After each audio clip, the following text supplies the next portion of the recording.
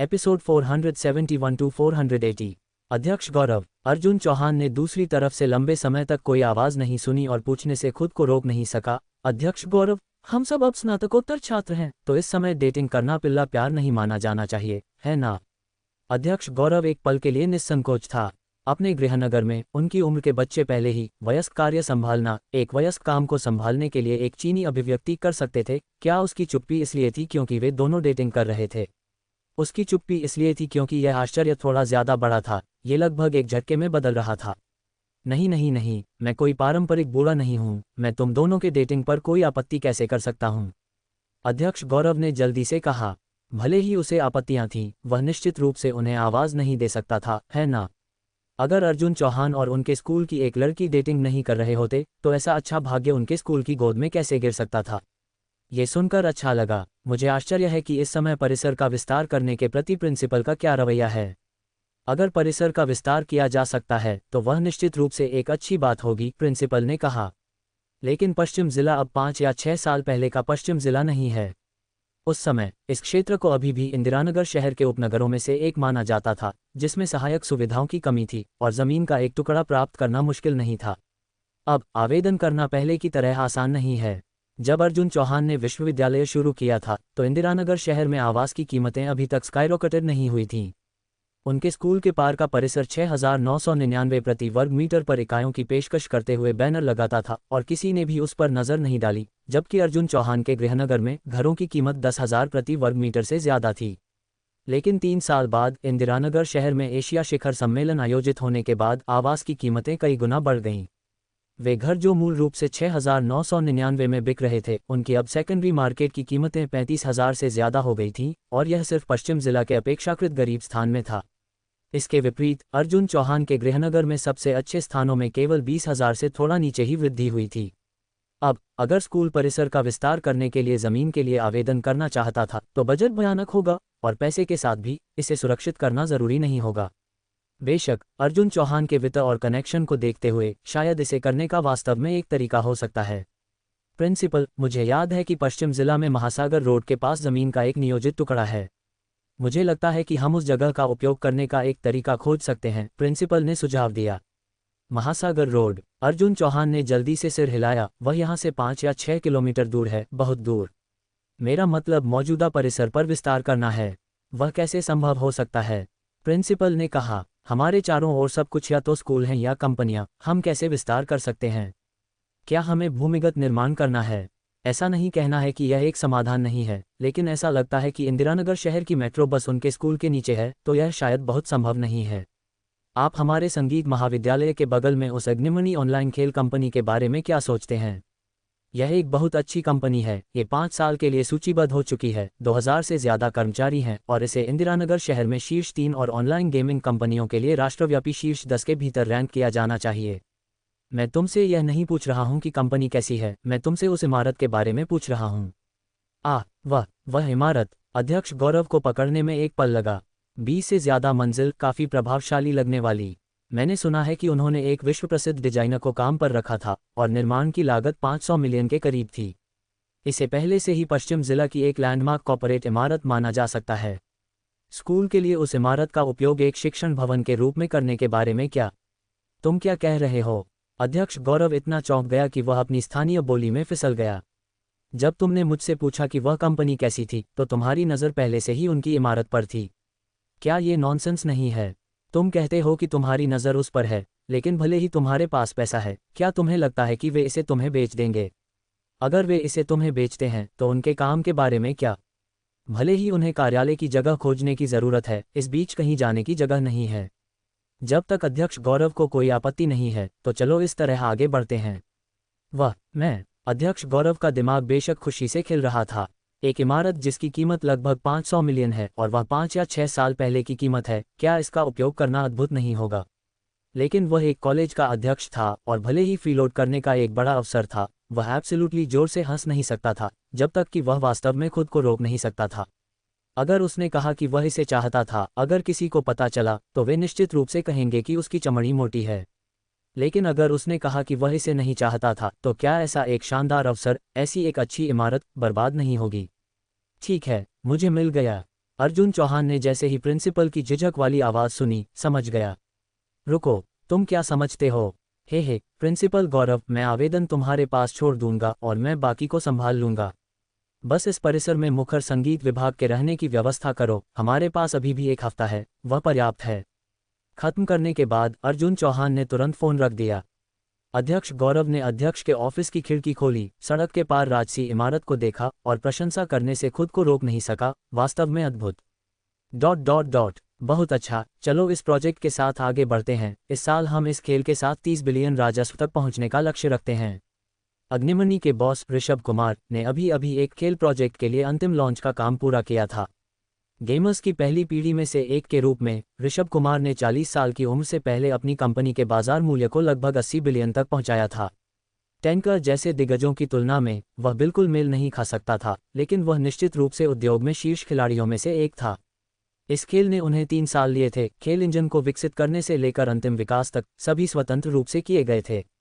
इसे परीक्षण चरण के दौरान एक उत्कृष्ट प्रतिक्रिया मिली और अगर सफल रहा तो कंपनी के बाजार मूल्य को 100 मिलियन से तोड़ने का भी मौका मिल सकता था। इस 20 से ज़्यादा मंजिल वाली इमारत से पूरे पश्चिम जिला को देखते हुए ऋषभ कुमार की आंखें अभी भी पहले की तरह ही भावना और महत्वाकांक्षा के साथ चमक रही थीं। बाहरी लोगों के लिए ऋषभ कुमार पहले से ही बहुत सफल लग सकता है, लेकिन अपनी आंखों में वह अभी भी एक उद्यमी था। एक 80 बिलियन बाजार मूल्य उसके विचार में बिल्कुल पर्याप्त नहीं था। उसका सपना भारत का दूसरा टैंकर बनना था। उसके पास तकनीक थी, टीम थी, उसे अब सबसे ज़्यादा ज़रूरत थी वह धन था। पर्याप्त पूंजी के साथ उसकी टीम और स्वतंत्र रूप से विकसित खेल इंजन और भी शानदार खेल विकसित कर सकते थे और बाजार पर सबसे गर्म खेलों के साथ प्रतिस्पर्धा कर सकते थे। लेकिन खेल बनाना एक बहुत महंगा प्रयास है। नहीं, ये पैसा जला रहा है। एक खेल विकसित करने की लागत अविश्वसनीय रूप से उच्च है और भले ही खेल सफलतापूर्वक लॉन्च हो, यह कोई गारंटी नहीं है कि खिलाड़ी उस पर पैसा खर्च करेंगे। उसका आत्मविश्वास, हालांकि, अन्य शेयरधारकों को स्थानांतरित नहीं किया। वे शेयरधारक बस उम्मीद करते थे कि कंपनी कुछ फ्लैशी नए खेलों में निवेश किए बिना लगातार बढ़ेगी, जो संभावित रूप से उनके सभी पैसे को बिना किसी वापसी के बर्बाद कर सकते थे, अंत में उन्हें नुकसान के साथ छोड़ सकते थे, है ना? इसलिए ऋषभ कुमार ने जिस प्रोजेक्ट की वकालत की थी वह शेयरधारकों की बैठक के फैसले को पास नहीं कर पाया था और वह केवल उन प्रोजेक्टों को पूरा कर सकता था जिन्हें वह पसंद नहीं करता था, भले ही वे वास्तव में पैसे कमा सकते थे। मैं ऋषभ कुमार हूं, क्या मैं पूछ सकता हूं कि कौन बोल रहा है? ऋषभ कुमार ने कैजुअली फ़ोन उठाया जो अभी बजा था। अनफेमिलियर कॉलर आईडी पर भी नज़र नहीं डाली। नमस्ते ऋषभ सर, मैं अर्जुन चौहान हूं, आपको इस समय परेशान करने के लिए माफ़ करना। मिस्टर अर्जुन, ऋषभ कुमार चौंक गया। क्या आप वह फोर्ब्स रैंकिंग से मिस्टर अर्जुन हैं? एक इंटरनेट उद्यमी के रूप में ऋषभ कुमार नेचुरली नाम से परिचित था और सोशल मीडिया के माध्यम से स्क्रॉल करना भी उसके शौक में से एक था। हाँ, वह मैं हूँ। मैं आपके लिए क्या कर सकता हूँ मिस्टर अर्जुन?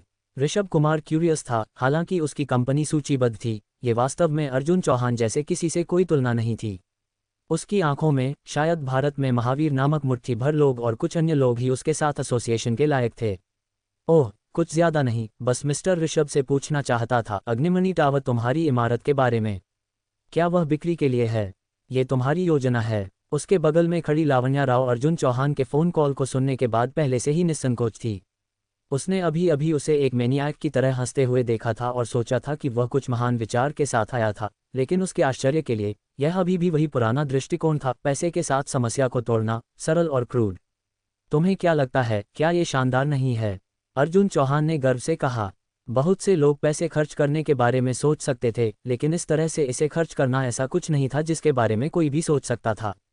तुम अविश्वसनीय हो, वास्तव में तुम्हारे योग्य हो। लावण्या राव ने अर्जुन चौहान को रोकने की कोशिश नहीं की क्योंकि वह जानती थी कि वह इस मामले पर उसके ओपिनियन को बिल्कुल भी ध्यान में नहीं रखेगा। क्या बकवास है? फ़ोन के दूसरे छोर पर ऋषभ कुमार पूरी तरह से स्टंट था। क्या इमारत बिक्री के लिए है का क्या मतलब था? वे अभी मिले थे और वह जो पहली चीज़ पूछता है वह है कि क्या वह अपनी इमारत बेच रहा है। ये चाल क्या थी? मैं मिस्टर ऋषभ के स्वामित्व वाली इमारत को खरीदना चाहता हूं और मुझे उम्मीद है कि मिस्टर ऋषभ दर्द सहन कर सकते हैं और इससे अलग हो सकते हैं। जहां तक कीमत का सवाल है, तुम इसे नाम दे सकते हो और मैं बिल्कुल भी बार्गेन नहीं करूंगा। अर्जुन चौहान झाड़ी के चारों ओर मारने वाला नहीं था। आखिरकार ऐसा करने की ज़रूरत का मतलब आत्मविश्वास की कमी थी, लेकिन अर्जुन चौहान के लिए वह कोई भी कीमत अफोर्ड कर सकता था, तो डायरेक्ट और फोर्सफुल क्यों न हो। यह मिस्टर अर्जुन, आपका अनुरोध थोड़ा अब्रप्ट है, आपको मुझे इसे प्रोसेस करने के लिए एक पल देना होगा। ऋषभ कुमार ने अपने टेम्पल्स को रगड़ने से खुद को रोक नहीं सका। इस तरह के वास्तव में अमीर लोगों के साथ डील करना बस बहुत ज्यादा था। तुम किसी चीज पर असहमत हो और वे तुम्हारे गगनचुंबी इमारत को खरीदना चाहते हैं। तुम उससे कैसे डील करने वाले हो? यह इस तरह है, अर्जुन चौहान ने कहा। मैं इंदिरानगर विज्ञान और प्रौद्योगिकी विश्वविद्यालय में पढ़ता हूँ और मेरी प्रेमिका संगीत महाविद्यालय में है।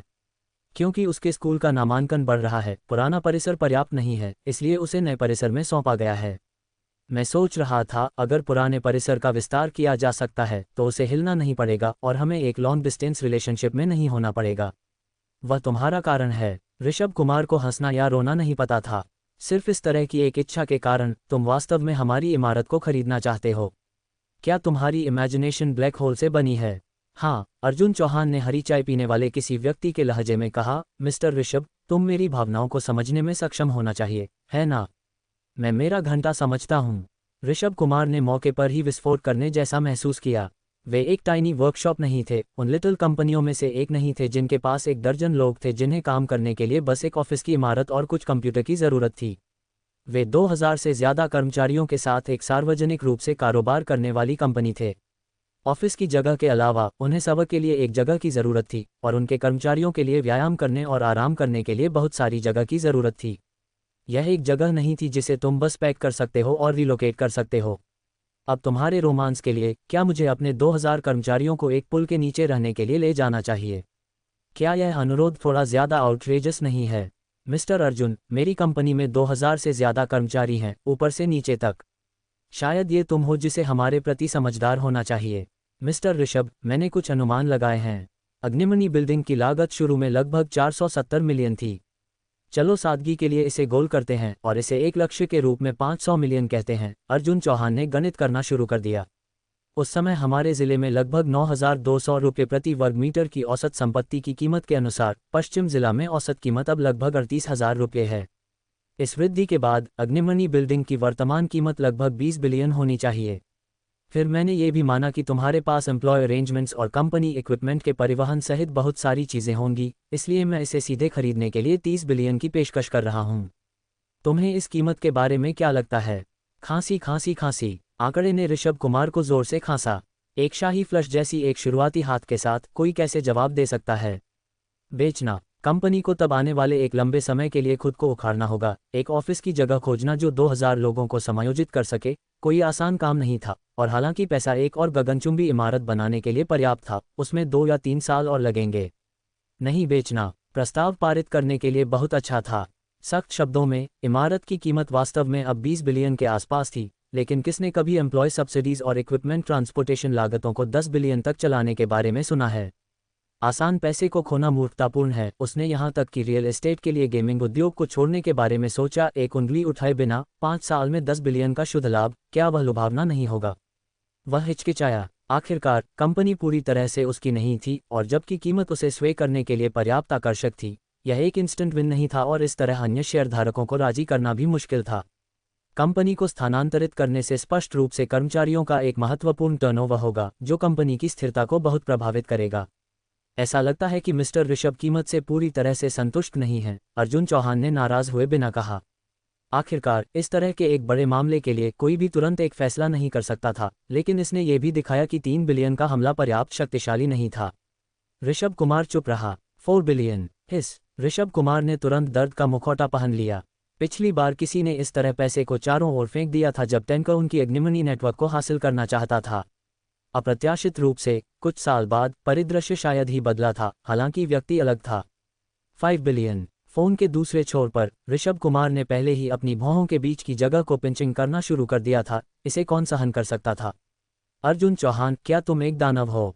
अचानक एक विचार ऋषभ कुमार के दिमाग से चमक गया। उसने हमेशा एक नए खेल को विकसित करने का सपना देखा था, लेकिन ये खेल मौजूदा परिपक्व बाजार मॉडल से टूट गया और शेयरधारकों ने इसका विरोध किया।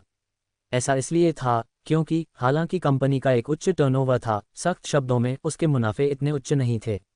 आईपी खरीदने में पैसा लगता है, विकास में पैसा लगता है, खेल ऑपरेशन में पैसा लगता है, हर जगह पैसे की आवश्यकता थी, और जब सब कहा और किया गया तो मुनाफे के मार्जिन वास्तव में बहुत सीमित थे। लेकिन अगर उनके पास ये 5 बिलियन थे तो वे बहुत कुछ कर सकते थे। एक जुए के लिए एक हिस्से को लेने के बारे में क्या? वे पूरी तरह से एक नई टीम का पुनर्निर्माण कर सकते थे। पुरानी टीम पिछले प्रोजेक्टों के साथ जारी रहेगी, जबकि नई टीम नए खेल को विकसित करने पर पूरी तरह से जा सकती थी।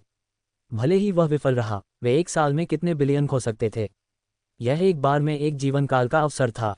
6 बिलियन, 7 बिलियन। विचार के पल में अर्जुन चौहान ने पहले ही अपनी पेशकशों के साथ जंगली दौड़ना शुरू कर दिया था, जैसे कि संख्याओं के पीछे की इकाई बिलियन नहीं बल्कि रुपये थी। 1 बिलियन। रुको, अर्जुन चौहान ने अपने फ़ोन पर अग्निमणि के बारे में जानकारी की जांच की। इसका बाजार मूल्य केवल 77 बिलियन है।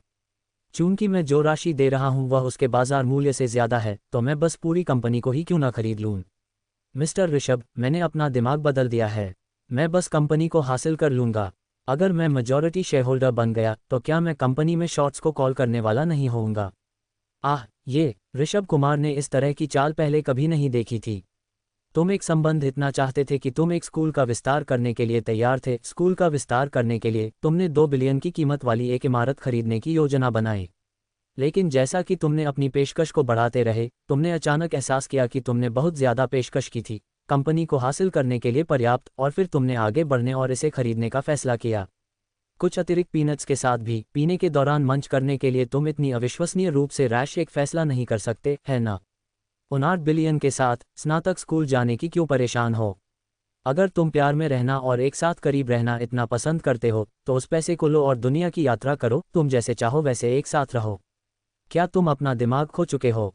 अगर तुम बीमार नहीं हो तो कुछ कदम उठाओ। वह बस निस्संकोच था। नहीं, वह बिल्कुल अर्जुन चौहान को कंपनी को हासिल करने की अनुमति नहीं दे सकता था। अन्यथा अगर उसका कंपनी में अंतिम कहना था तो कौन जानता था कि उसके प्रोजेक्ट को ज़मीन से उतरने में कितने साल लगेंगे। मिस्टर अर्जुन, वास्तव में कोई ज़रूरत नहीं है, वास्तव में कोई ज़रूरत नहीं है। ऋषभ कुमार ने जल्दी से कहा, ये सिर्फ एक इमारत है, इतनी कीमत की नहीं है। हम तुम्हारे द्वारा उल्लिखित कॉम्प्रोमाइज़ कीमत 5 बिलियन पर कैसे तय करें? तुम्हें क्या लगता है यह मेरे लिए पैसे के बारे में नहीं है, ये प्यार के प्रति तुम्हारा रवैया है जिसने मुझे स्थानांतरित कर दिया है। मैं वास्तव में छू गया हूँ, ऋषभ कुमार ने कन्विक्शन के साथ कहा। इस एहसान में मैं निश्चित रूप से मदद करूंगा। इस इमारत को खरीदने के लिए 5 बिलियन खर्च करना, भले ही अंदर के उपकरण मुफ्त में दिए गए हों। अर्जुन चौहान ने अपने खर्चों को लगभग 2 गुना कर दिया था, लेकिन करीबी प्रतिबिंब पर कुछ कोनों से उन्हें कुछ सब्सिडी प्रदान करना पूरी तरह से अनुचित नहीं था। इस शहर में जहां जमीन का हर इंच सोने के वजन के लायक है, कॉर्पोरेट रिलोकेशन वास्तव में एक बहुत ही दर्दनाक मामला है, खासकर बड़ी कंपनियों के लिए। अगर तुम्हारी कंपनी हिलती है और यह बहुत दूर नहीं है तो वह अभी भी मैनेजेबल है, लेकिन अगर ये दूर है, इससे निश्चित रूप से बड़े पैमाने पर कर्मचारी टर्नओवर होगा। जो लोग पास रहते हैं, जो कुछ ही मिनटों में काम पर पहुंच सकते थे, अचानक खुद को कई किलोमीटर या यहां तक कि दसियों किलोमीटर दूर कम्यूटिंग करते हुए पाते हैं, जिसमें उनके यात्रा के समय को कई गुना किया जाता है। एकल लोगों के लिए शायद किराए पर एक नई जगह खोजने से समस्या हल हो सकती है, लेकिन परिवारों वाले लोगों के बारे में क्या उन्हें नई कंपनी लोकेशन के पास एक और घर खरीदना चाहिए? भले ही वे एक अलग घर किराए पर लें, तो उनके मूल घर का क्या होगा? उसे जाने देना का मतलब किराए का एक बड़ा हिस्सा खोना होगा, और सबलेटिंग एक परेशानी है। मुख्य मुद्दा यह है कि अग्निमणि नेटवर्क के साथ उनके अनुबंध वर्क लोकेशन को इस पते के रूप में निर्दिष्ट करते हैं। अगर कर्मचारी कंपनी के हिलने के कारण अपने लेबर कॉन्ट्रैक्ट को पूरा नहीं कर सकते हैं तो वे मुआवजे का दावा कर सकते हैं। कुछ छोटी कंपनियां आमतौर पर अपने अनुबंधों में शहर को निर्दिष्ट करती हैं, लेकिन यह मुख्य रूप से बहुत बड़ी फर्मों के लिए है जो एक विशिष्ट पते को सूचीबद्ध करती हैं, आंशिक रूप से कंपनी की स्थिरता के कारण और कंपनी के आकार और पैमाने के प्रतीक के रूप में भी। लेकिन कौन जानता था कि कोई अपनी इमारत के लिए 2 गुनी कीमत चुकाएगा? वे इसकी भविष्यवाणी कभी नहीं कर सकते थे, अन्यथा वे निश्चित रूप से अनुबंध में सटीक कंपनी का पता नहीं लिखते। नतीजतन कंपनी को उन कर्मचारियों को मुआवजा देने के लिए पैसे की एक बड़ी राशि तैयार करने की आवश्यकता होगी जो रिजाइन करेंगे, और उसी समय भर्ती के प्रयास और प्रोजेक्ट देरी और ऐसी चीज़ों के लिए दंड भी महत्वपूर्ण खर्चे होंगे। तो सख्त शब्दों में उन्होंने 2 गुनी राशि जितना ज़्यादा नहीं कमाया। खैर, यह एक श्योरफायर लाभदायक सौदा था, इस तरह का जो हर दिन नहीं आता। अचानक नकद में कुछ अतिरिक्त बिलियन होना कंपनी के विकास के लिए अविश्वसनीय रूप से मददगार था। तुरंत एक नई जगह की तलाश करो। ऋषभ कुमार ने नई कंपनी साइट के लिए तैयारी संभालना शुरू कर दिया। रुको, याद रखो कि निश्चित रूप से किसी भी विश्वविद्यालयों के पास या हमारी वर्तमान कंपनी के करीब कहीं भी न चुने। हालांकि अर्जुन चौहान के साथ जो हुआ वह दूसरी बार होने की संभावना नहीं थी। ऋषभ कुमार इस अनुभव से जेन्युइनली फ्राइटेंड था। पैसा अच्छी चीज़ है, लेकिन ये परेशानी भरा भी है। अगर तुम्हें पता है संगीत महाविद्यालय के प्रिंसिपल और अग्निमणि नेटवर्क खेल के बॉस के साथ डील करने के बाद जो कुछ हुआ वह बस अनुमोदन प्राप्त करने का एक मामला था। अर्जुन चौहान के लिए मिस्टर शर्मा उसका सबसे अच्छा चैनल था। हे मिस्टर शर्मा, क्या आपने अभी तक खाया है? अर्जुन चौहान ने अपने चेहरे पर एक चीकी मुस्कुराहट के साथ मिस्टर शर्मा को बुलाया। आह, तुम छोटे रास्कल ने आखिरकार मेरे बारे में सोचा। मैंने सोचा कि तुम ओवरसीज मुझे परेशानी पैदा करने में बहुत व्यस्त थे, मिस्टर शर्मा ने अपनी दाढ़ी फुलाते हुए और घूरते हुए कहा। हाल ही में अंतर्राष्ट्रीय समुदाय हमारे बारे में अपनी इवैल्यूएशंस में बहुत दयालु नहीं रहा है। कुछ कहते हैं कि हमारा भारत लगभग अर्जुन परिवार का बन रहा है। किसने कहा? उनकी बकवास मत सुनो, अर्जुन चौहान ने सीधे शाप दिया। अगर मुझे पता चला कि वह कौन है तो मैं वहां एक पूरी बमबारी स्क्वाड्रन भेज दूंगा। मिस्टर शर्मा निस्संकोच रह गया, कौन इस तरह से लोगों को धमकाता है? लेकिन अर्जुन चौहान के शब्दों ने पुष्टि की कि ताम्रबद्ध साम्राज्य में हथियारों के एक बड़े कैशे का अचानक दिखना सबसे ज्यादा उसके द्वारा प्रदान किया गया था। बेशक वह जानता था कि ब्रह्म देश और शायद पूरी दुनिया भी इसके बारे में जानते थे, लेकिन किसी ने भी इसे सीधे कहने की हिम्मत नहीं की। हालांकि ये इनकार नहीं किया जा सकता है कि वह अपने कार्यों में बेहद बोल्ड था। उसे बहुत दूर पुश करो और यह बच्चा कुछ भी कर सकता था। सौभाग्य से वह एक नागदेश का राष्ट्रीय था, अन्यथा वे खाने के दौरान अपनी चॉपस्टिक्स को भी स्टेडी रखने के लिए बहुत नर्वस होंगे। इस बार मेरी गलती नहीं है। कोई मेरी संपत्ति को दूर ले जाने की कोशिश कर रहा था। क्या मुझे इसे बचाने के लिए ऑल आउट नहीं जाना चाहिए? मेरे पिताजी ने हमेशा मुझसे कहा, एक गरीब परिवार के बच्चे के रूप में तुम्हें जल्दी चार्ज लेना होगा और तुम्हें अखंडता होनी चाहिए। समोसे के लिए नहीं बल्कि सिद्धांत के लिए लड़ो। रुको, तुम एक गरीब परिवार के बच्चे हो। मिस्टर शर्मा दूसरों को गरीब रोते हुए विश्वास करेंगे, लेकिन अर्जुन चौहान गरीबी के बारे में वाइनिंग कर रहा है। वह बस एक लोड ऑफ बुल है। यह मत सोचो कि मैं नहीं जानता कि वे 300 बिलियन शायद तुम्हारी आंखों को भी नहीं पकड़ते हैं, है ना? और फोर्ब्स सूची पर प्रकाशित वह संख्या निश्चित रूप से तुम्हारी पूरी संपत्ति नहीं है। तुम्हें किसने बताया? अर्जुन चौहान तुरंत नाखुश हो गया। अगर तुम्हें मुझ पर विश्वास नहीं है तो बस मेरे बैंक कार्ड और डेथ सपोर्ट ट्रेजर को देखो। अगर यह 500 रुपये से ज्यादा है तो मैं हार जाता हूँ। ओह चलो भी, ओल्ड शर्मा ने एक हंसी के साथ छेड़ा। मैं जानता हूं कि तुम अमीर लोग कभी अपना पैसा खर्च नहीं करते। मुझे चकमा देने की कोशिश मत करो। व्यवसाय की बात करो। तुम मुझे क्यों ढूंढ रहे हो? मुझे विश्वास नहीं है कि तुम्हारे पास इस बूढ़े आदमी के बारे में सोचने से बेहतर कुछ नहीं है। हे, क्या इसलिए नहीं कि मुझे तुम्हारी मदद की ज़रूरत है? तुम्हें मेरी मदद की ज़रूरत है? ओल्ड शर्मा इस बार जेन्युइनली सरप्राइज था। यह क्या है कि तुम अपने हाथों को नहीं मिल सकते हो? यह मेरी प्रेमिका के बारे में है, अर्जुन चौहान ने संक्षेप में स्थिति को समझाया। तो मैं केवल इस तरीके के बारे में सोच सकता था। फोन के दूसरे छोर पर ओल्ड शर्मा आश्चर्य में गेप्ड। तो बिना किसी फर्दर अडू के तुम बस आगे बढ़े और इंदिरानगर संगीत महाविद्यालय के बगल में कंपनी की इमारत खरीद ली। मैं वास्तव में जिस तरह से तुम युवा लोग डेट करते हो उसे नहीं समझ सकता। कुछ ऐसा। यह एक लास्ट रिजॉर्ट था। तुम बस खड़े नहीं होना चाहते और मुझे लॉन्ग डिस्टेंस डेटिंग करते हुए देखना नहीं चाहते, है ना? वह बहुत एग्जॉस्टिंग है, अर्जुन चौहान ने फेंट ग्रीवेंस के साथ कहा। वह आदमी जो एक इमारत खरीदने के लिए 50 बिलियन खर्च करता है, वह मुझसे गरीब रो रहा है। ओल्ड शर्मा ने एक अजीब सी मुस्कान देने से खुद को रोक नहीं सका। क्या तुमने इंदिरानगर संगीत महाविद्यालय के अध्यक्ष के साथ चीज़ों को सेटल कर लिया है? सब सेटल हो गया, अर्जुन चौहान ने कहा। स्कूल को बस एक दीवार को गिराने और अग्निमणि टावर को अंदर फ्रेम करने की ज़रूरत है। मैं सभी निर्माण लागत, उपकरण, ट्रांसपोर्टेशन फीस को कवर करूंगा और उसे कोई आपत्ति नहीं है। अब ये सब तुम्हारे अनुमोदन पर है।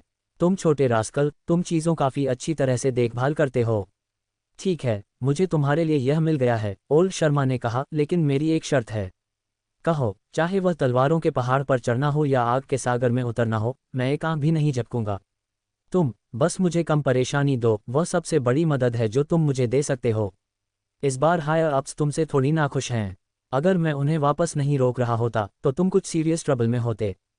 हे, मिल गया, अर्जुन चौहान ने मजाक किया। मैं अगले हफ्ते स्कूल शुरू कर रहा हूँ और तब से मैं केवल वैज्ञानिक अनुसंधान में खुद को डुबो दूंगा, कड़ी मेहनत करूंगा, कागज प्रकाशित करूंगा और देश और समाज में योगदान करने का प्रयास करूंगा। वह मुझे मत दो। हालांकि उसने ऐसा कहा, ओल्ड शर्मा बहुत अच्छी तरह से जानता था कि अगर वास्तव में एक कॉन्फ्लिक्ट उत्पन्न हुआ तो वह जो पीड़ित नहीं होगा वह निश्चित रूप से अर्जुन चौहान था। उसके वास्तविक संपत्ति का देश और यहाँ तक कि दुनिया की अर्थव्यवस्था पर पड़ने वाले इमेंस इम्पैक्ट का उल्लेख नहीं करना, बस उसके हाथों में जो शक्ति थी उसका मतलब था कि कोई भी उसे छूने की हिम्मत नहीं करता था। पूरे नागदेश और प्राचीन मार्शल कलाकार संघ की संयुक्त ताकतें भी उसके एक बॉडीगार्ड्स के सिर से एक भी बाल नहीं गिरा सकती थीं। ये वह स्तर था जब व्यक्तिगत मार्शल ताकत को एक्सट्रीम तक ले जाया गया था। तो वास्तव में ओल्ड शर्मा को जिसकी ज्यादा उम्मीद थी वह अर्जुन चौहान के साथ संबंध में एक संतुलन बनाए रखना था। उदाहरण के लिए डेटा जो उसने पिछली बार उन्हें सौंपा था वह देश के लिए जबरदस्त मदद का था। ब्रह्मदेश और ताम्बत साम्राज्य के बीच हाल ही में युद्ध में सभी ने 5वीं पीढ़ी के लड़ाकू जेट की शक्ति को देखा। नुकसान अनुपात लगभग 1.25 तक पहुंच गया, जिसका मतलब है एक सिंगल 5वीं पीढ़ी का लड़ाकू जेट लगभग 1 दर्जन चौथी पीढ़ी के जेट से ज्यादा लड़ सकता था। अब कई देश विकसित राष्ट्रों के साथ पकड़ने के प्रयास में 5वीं पीढ़ी के लड़ाकू जेट विकसित करने में अपना पूरा बल लगा रहे हैं। लेकिन वे जो नहीं जानते हैं वह यह है कि 5वीं पीढ़ी के लड़ाकू जेट भारत की आंखों में पहले से ही ऑब्सोलीट हैं। अर्जुन चौहान द्वारा प्रदान की गई जानकारी और ब्लूप्रिंट्स के अनुसार अधिकतम 3 महीनों के भीतर भारत के 6ठी पीढ़ी के लड़ाकू जेट अंतर्राष्ट्रीय मंच पर ले जाएंगे और वे शायद राष्ट्रीय दिवस पर भी डेब्यू करेंगे। उस पल में दुनिया को आश्चर्यचकित करेंगे। उस दिन दुनिया भारत पर ध्यान केंद्रित करेगी। प्रोफेसर शर्मा की मदद से सभी प्रक्रियाओं को ग्रीन लाइट्स का सामना करना पड़ा और स्कूल के विस्तार के लिए अनुमोदन सिर्फ 3 दिनों में प्राप्त किया गया। पैसे से बहकाया गया एक हफ्ते के दौरान अग्निमणि टावर का एक महत्वपूर्ण हिस्सा खाली कर दिया गया, जिससे कम से कम 1 दर्जन मंजिलें खाली हो गईं। 5 बिलियन भारतीय मुद्रा के साथ उन्होंने तुरंत एक इंटरनेट पार्क में 3 साल के लिए एक जगह किराए पर ली और स्थानीय विकास ब्यूरो के साथ एक 2 साल की निर्माण नियोजन परियोजना पर हस्ताक्षर करने के लिए 2.5 बिलियन का निवेश किया। 2 साल में उनके पास मूल 1 से भी बड़ी एक ऑफिस की इमारत होगी। ऋषभ कुमार के प्रोजेक्ट को भी इस फंडिंग के कारण शेयरधारकों से सर्वसम्मत अनुमोदन प्राप्त हुआ। अब जब उनके पास पैसा था तो वे इसके माध्यम से जलने से डरते नहीं थे। उसे खेलने दो, आखिरकार ये वह पैसा था जो उसने कमाया था। उन कर्मचारियों के लिए मुआवजा का हिसाब लगाने के बाद भी जो चले गए थे और नए कर्मचारियों की भर्ती के लिए बजट, उनके पास अभी भी 2 बिलियन से ज्यादा एक्स्ट्रा थे। 5वें दिन अर्जुन चौहान द्वारा व्यवस्थित व्यक्ति ने अग्निमणि टावर का परिवर्तन शुरू किया। ऐसी एक बड़ी जगह एक पूरे कॉलेज को समायोजित करने के लिए पर्याप्त से ज्यादा थी और चूंकि अग्निमणि के पास अपने एम्प्लॉय डॉर्मेटरीज थे तो स्कूल को नए बनाने की भी कोई ज़रूरत नहीं थी। जब उन्होंने खबर सुनी तो वोकल म्यूजिक डिपार्टमेंट के छात्र एक्सटैटिक थे। उन्होंने इंदिरानगर संगीत महाविद्यालय में आवेदन करने का एक कारण स्वाभाविक रूप से इसलिए था क्योंकि कॉलेज देश में उच्च रैंक पर था, लेकिन एक और कारण था, इंदिरानगर शहर एक बहुत ही डायनामिक और प्रॉस्परस शहर था। हालांकि जब उन्हें अपने प्रवेश पत्र मिले और उन्होंने परिसर का स्थान देखा तो उनमें से ज्यादातर डम्फाउंडेड थे। हालांकि पूर्वांचल जिला इंदिरानगर शहर का हिस्सा था, इसे वर्षों पहले किसी अन्य शहर से डिस्ट्रिक्ट किया गया था और यह बहुत किनारे पर था। भले ही इस साल एक मेट्रो को जोड़ा गया था, शहर के केंद्र तक सिर्फ एक तरफा यात्रा में 2 घंटे लगे, व्यावहारिक रूप से इंदिरानगर के उनके सपनों को तोड़ दिया। लेकिन यह अंतरिम नोटिस एक ह्यूज सरप्राइज की तरह था। पश्चिम जिला शहर के केंद्र की तुलना नहीं कर सकता था, लेकिन वहां जाने के लिए केवल आधे घंटे का पब्लिक ट्रांसपोर्ट के साथ ये पूरी तरह से स्वीकार्य था। इसके अलावा वर्षों के विकास के बाद पश्चिम जिला में सुविधाएं शहर के केंद्र में उन लोगों से किसी भी तरह से कम नहीं थीं। महाल प्लाजा और वैभव प्लाजा और नदी किनारे मॉल जैसी जगहें छात्रों की दैनिक मनोरंजन आवश्यकताओं को पूरा करने के लिए पर्याप्त से ज्यादा थीं। परिसर परिवर्तन पर ओपिनियंस का संग्रह लगभग एक फॉर्मेलिटी था। जब वे कहीं लाइवली और बसलिंग हो सकते थे तो उस तरह की जगह में कौन रहना चाहेगा। सितंबर 1 को अर्जुन चौहान और लावण्या राव दोनों ने एक्साइटमेंट के साथ अपने स्नातकोत्तर करियर में प्रवेश किया। तुम पहले अपने सलाहकार से मिलने जाओ, मैं भी टीचर हरीश को ग्रीटिंग करने जाऊंगा और मैं दोपहर में लंच के लिए तुम्हें ढूंढने आऊंगा। लावण्या राव को स्कूल में छोड़ने के बाद अर्जुन चौहान अपने छोटे इलेक्ट्रिक स्कूटर पर चला गया। ... अर्जुन अभी तक क्यों नहीं आया? इंदिरानगर विज्ञान और प्रौद्योगिकी विश्वविद्यालय के प्रवेश द्वार पर 20 की उम्र में युवा पुरुषों और महिलाओं का एक समूह भीड़भाड़ वाले थ्रॉन्ग को देख रहा था। कुछ हद तक चिकनी माथे और बाल की लाइनों से जो लगभग नोबिलिटी के लिए पास हो सकती थी, ये स्पष्ट था कि इनमें से ज्यादातर लोग स्नातकोत्तर छात्र थे। अर्जुन चौहान के लिए धन्यवाद। हरीश का अनुसंधान समूह अब दुनिया में सबसे धनी में से एक था और उनकी स्टाइपेंड सामान्य डॉक्टरल स्नातकों के वेतन से कहीं ज्यादा थी। अपने क्षेत्र के अनुसार मास्टर्स एक साल में औसतन 8,000 कमाते थे, डॉक्टरेट्स 15,000, लेकिन अब सिर्फ स्नातकोत्तर छात्र के लिए एक साल में 200,000 से ज्यादा की लेबर फीस कमा रहे थे। इसमें वार्षिक बोनस भी शामिल नहीं था और उसके सीनियर्स वास्तव में पैसे में रोलिंग थे। इस बीच अन्य छात्रों के ज्यादातर लैब्स में स्टाइपेंड्स नहीं थे और भले ही वे थे तो यह ज्यादा से ज्यादा 400 था। मुझे अन्य स्कूलों के बारे में नहीं पता, लेकिन वह इंदिरानगर विज्ञान और प्रौद्योगिकी विश्वविद्यालय में मानक था। बेशक उनके वैज्ञानिक अनुसंधान की इंटेंसिटी अलग थी, लेकिन जब तक पैसा सही था तब तक बढ़ी हुई रिसर्च इंटेंसिटी मायने नहीं रखती थी, बल्कि 996 भी एक मुद्दा नहीं होगा। वास्तव में 996 के प्रति सामाजिक अवर्जन इसलिए नहीं है क्योंकि वर्कलोड बहुत ज़्यादा है, ये प्रयास और रिवॉर्ड के बीच असंतुलन के बारे में ज़्यादा है। अगर तुम एक्स्ट्रा पे नहीं कर रहे हो तो मुझे तुम्हारे लिए ओवरटाइम क्यों करना चाहिए? लेकिन जब तक तुम पर्याप्त पे करते हो, अपनी आत्मा का थोड़ा सा हिस्सा बेचना क्या है? उनकी आंखों में अर्जुन चौहान अब एक शुगर डैडी था। अन्यथा हर कोई अपने अनुसंधान के साथ इतना व्यस्त था, कौन एक नए स्नातकोत्तर छात्र का स्वागत करने में समय बर्बाद करना चाहेगा? वरिष्ठों, कनिष्ठों, इस समय एक पैनमियर कर्व पर खींची गई तुरंत कई लोगों का ध्यान खींच रही थी। एक युवा व्यक्ति कार से बाहर निकला और उत्साह से वरिष्ठों के समूह का स्वागत किया। उसका नाम अमन कपूर था, इस साल का एक स्नातकोत्तर छात्र क्योंकि उसका परिवार पॉलीमर मटेरियल्स इंडस्ट्री में शामिल था। इस साल अर्जुन चौहान के संसाधनों के साथ हरीश को एक शिक्षाविद के रूप में नामांकित किया गया था और कहा गया था कि रिव्यू पास करने का एक अच्छा मौका था, इसलिए अमन कपूर एडमिरेशन के साथ आया। उसका परिवार बहुत वेल ऑफ था, वह मिलनसार था और उसका एक बहुत अच्छा दिखना भी था। वह हमेशा उसके आसपास के लोगों से ध्यान का केंद्र रहा था। उसके विचार में इस स्नातकोत्तर छात्र चरण में भी उसे अभी भी बहुत अच्छी तरह से प्राप्त किया जाएगा। विश्वविद्यालय आने से पहले उसने पहले ही अपने सलाहकारों और साथी छात्रों के साथ संपर्क बना लिया था और यहाँ तक कि अपने वरिष्ठों को घर से स्थानीय विशिष्ट व्यंजन भी भेजे थे। कम से कम जब वह विश्वविद्यालय पहुंचा तो वे उसकी थोड़ी देखभाल करेंगे, है ना? वरिष्ठों, मैं अमन कपूर हूँ। अमन कपूर उत्साह से ऊपर भागा। ऐसा लग रहा था कि उसका रिलेशनशिप बिल्डिंग व्यर्थ नहीं गया था, क्योंकि उसके वरिष्ठ वास्तव में उसका स्वागत करने के लिए वहां थे। ओह, तुम अमन हो, नमस्ते। कनिष्ठ, एक सेकंड रुको, हमारे पास किसी और को लेने के लिए है, या तुम पहले लैब में जा सकते हो और हम बाद में प्रोफेसर हरीश को एक साथ देखने जाएंगे। क्या हो रहा है? वे सब इतने इंडिफरेंट क्यों हैं? ये प्लॉट विकास वैसा नहीं था जैसा अमन कपूर ने कल्पना की थी। सामान्य परिस्थितियों में क्या वरिष्ठों को उसका बहुत वार्मली स्वागत नहीं करना चाहिए? उन्होंने बस उसे क्यों सिर हिलाया और फिर उसे अनदेखा कर दिया? क्या वे उसकी कार को बिल्कुल नहीं देखने जा रहे हैं? कम से कम उसके छात्र दिनों में कुछ लोग ऐसी कार चला सकते थे, है ना? अमन कपूर ने उनकी नज़र का अनुसरण किया और ऐसा लग रहा था कि वे वास्तव में किसी का इंतजार कर रहे थे। कौन संभवतः उससे ज़्यादा महत्वपूर्ण हो सकता था जो उसके वरिष्ठों का ध्यान योग्य हो? उसने अपनी कार को किनारे पर पार्क कर दिया और नम्रता से अपने वरिष्ठों का अनुसरण किया, उसके आसपास के लोगों से ग्लांसेस को सीधे अनदेखा कर दिया। अब वह बस ये जानना चाहता था कि उसे स्नब क्यों किया जा रहा था। वह यहाँ आता है, कनिष्ठ यहाँ है। कनिष्ठ, इधर आओ। अमन कपूर ने आवाज़ों की दिशा में देखा। वह उसकी उम्र का एक युवा व्यक्ति था, बहुत सादे कैजुअल क्लोथ्स में कपड़े पहने हुए था, एक इलेक्ट्रिक स्कूटर पर सवार था जिसमें अविश्वसनीय रूप से एक लैम्बोर्गिनी लोगो था। इसे देखकर अमन कपूर हंसने से खुद को रोक नहीं सका। लैम्बोर्गिनी ने इलेक्ट्रिक स्कूटर कब से बनाए? ये कुछ ऐसा होना चाहिए जिसे उसने एक स्टिकर खरीदा और खुद पर रख दिया, है ना? स्नातकोत्तर छात्र चरण में ऐसा एक अजीब व्यक्ति अभी भी कैसे हो सकता था? और ऐसे एक व्यक्ति को वरिष्ठों से ऐसा एक एंथुसियास्टिक स्वागत मिला। कनिष्ठ, आज बहुत गर्म है, क्या तुम्हें प्यास लगी है? कुछ पानी लो। एक सीनियर सिस्टर ने तुरंत उसे पानी की एक बोतल सौंपी। कनिष्ठ, चलो, मुझे तुम्हारे सामान के साथ तुम्हारी मदद करने दो। कनिष्ठ, कल मैंने एक बहुत अच्छी बारबेक्यू जगह मिली, चलो आज रात खाने चलते हैं। अपनी प्रेमिका को लाओ और भोजन मेरे ऊपर है। कनिष्ठ, क्या तुम लैब में थोड़ी देर आराम करना चाहते हो? कल मैंने प्रोफेसर हरीश के स्टैश से सबसे बेशकीमती चाय की पत्तियां स्वाइप की।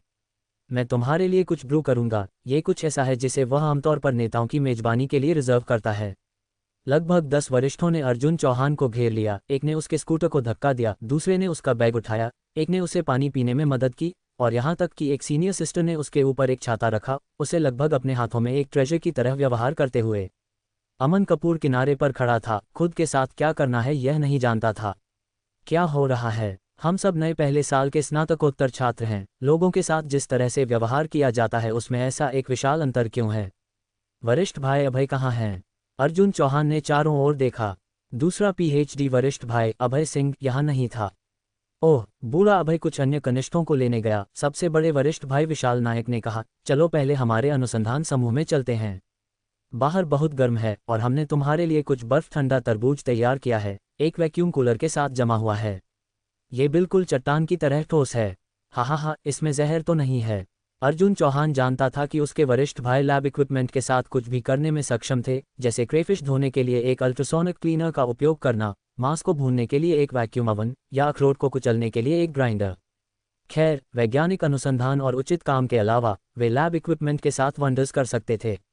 बिल्कुल नहीं। एक और वरिष्ठ भाई ने उसकी छाती पर हाथ मारते हुए उसे आश्वासन दिया, इससे पहले कि हम तरबूज को जमाते, हमने सभी केमिकल्स हटा दिए और हमने इसे अंदर और बाहर कई बार धोया भी।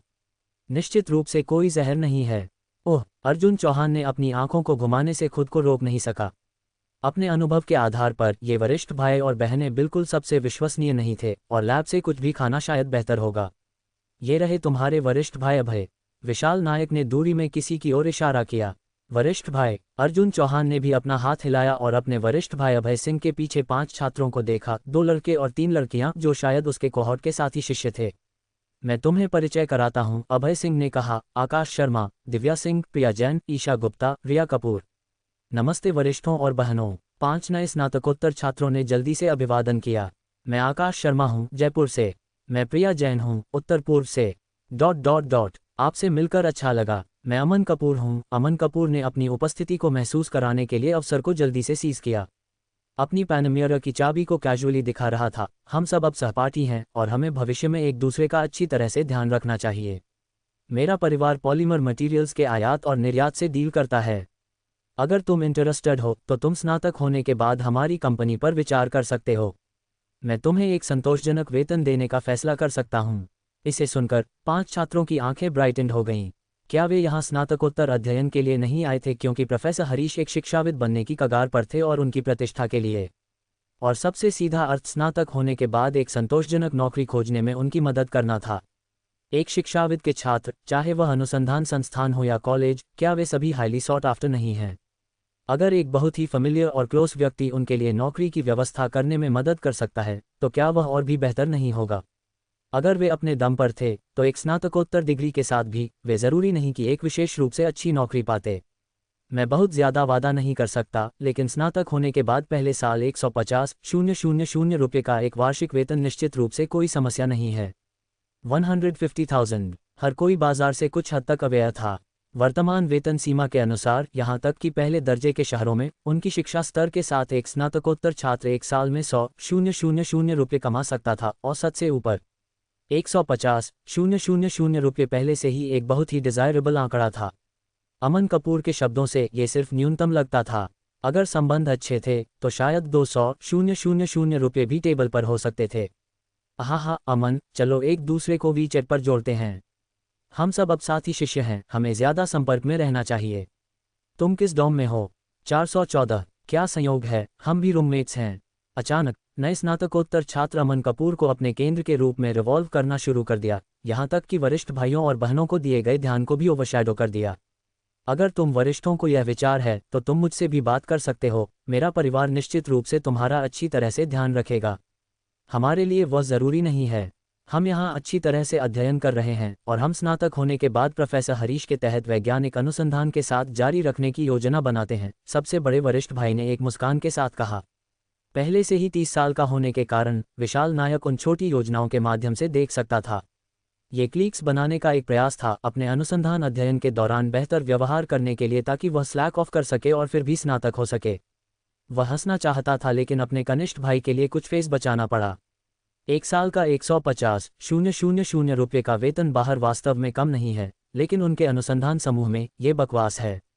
जब तक हर कोई गंभीरता से वैज्ञानिक अनुसंधान करता है, वे प्रति वर्ष बेसिक लेबर फीस में ही 100,000 से ज़्यादा कमा सकते हैं, प्लस प्रोजेक्ट से बोनस। मेरा मतलब है 200,000 रुपये, कुछ ऐसा है जिसे तुम अपनी आंखें बंद करके कमा सकते हो। और उसके लिए विशाल नायक, उसकी कमाई पिछले साल 400,000 रुपये से ज़्यादा थी, जो एक टिपिकल पीएचडी स्नातक के कमाई से 2 गुने से ज़्यादा थी। वैसे भाई, तुम्हारा नाम क्या है? अमन कपूर ने अर्जुन चौहान की ओर देखा। अर्जुन चौहान? ओह, वर्तमान में इंदिरानगर शहर में सेटल्ड, मुझे लगता है। अर्जुन चौहान? हाँ, तुम्हारा नाम दुनिया के सबसे अमीर आदमी जैसा ही है। दुनिया का सबसे अमीर आदमी? हर कोई चौंक गया, लेकिन उन्हें स्पष्ट रूप से याद आया कि हालांकि अर्जुन चौहान जाम जैसे था, वह इंदिरानगर शहर से नहीं था बल्कि पास के एक आइलैंड सिटी से था। यह एक ही नाम वाले 2 लोगों का मामला होना चाहिए। वह बस काफ़ी है। वरिष्ठ भाई, हमें स्कूल जल्दी करना चाहिए। प्रोफेसर हरीश को एंग्शियस मत करो, अर्जुन चौहान ने अपने वरिष्ठ भाई को खींचा जो उसके लिए बोलने वाला था। ये सच है, हर कोई बड़ा हो गया था और बहुत अच्छी तरह से जानता था कि कुछ चीज़ों को जोर से कहने की कोई वास्तविक ज़रूरत नहीं थी। जब तक यह उनके हितों को प्रभावित नहीं करता, तब तक एक दिखावा करना अवैध नहीं है। कनिष्ठ भाई, तुम इस चीज़ पर स्कूल आए।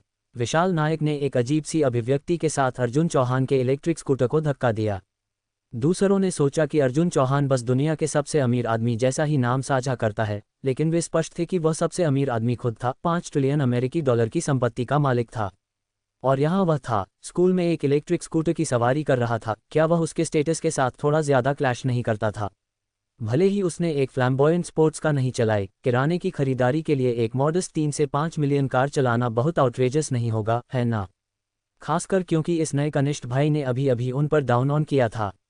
हे वरिष्ठ भाई, तुम्हें इस छोटी गैजेट को कम नहीं आंकना चाहिए। अर्जुन चौहान ने अपने स्कूटर को थपथपाया। ये लैम्बोर्गिनी द्वारा मेरे लिए कस्टमाइज्ड किया गया था।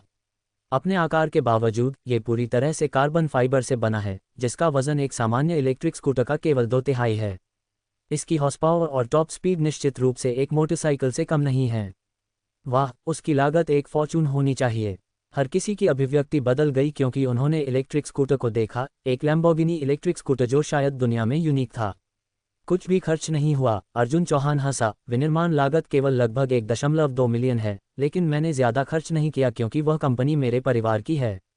विशाल नायक का हाथ वायलेंटली हिला जैसे ही उसने स्कूटर को चलाया। बस एक स्लिप और वह कभी भी नुकसान का अफोर्ड नहीं कर पाएगा। कनिष्ठ भाई, इस वैल्यूएबल चीज के साथ तुम इसे खुद धक्का देते हो, हा। कनिष्ठ भाई, तुम सिर्फ एक स्कूटर के साथ क्यों आए?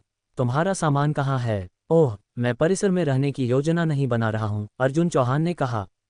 क्या तुम शहर में नहीं रहते हो? हर दिन वापस और आगे की यात्रा करना इनकन्वीनियंट नहीं होगा? मैंने स्कूल के पार लांतिंग विला में एक घर खरीदा। मैं वहाँ कुछ समय के लिए रहूंगा। ये केवल 10 मिनट की राइड है और बहुत कन्वीनियंट है। अमन कपूर पास में खड़ा था। अचानक उसकी पहले की सुपीरियर मुस्कान बंद हो गई।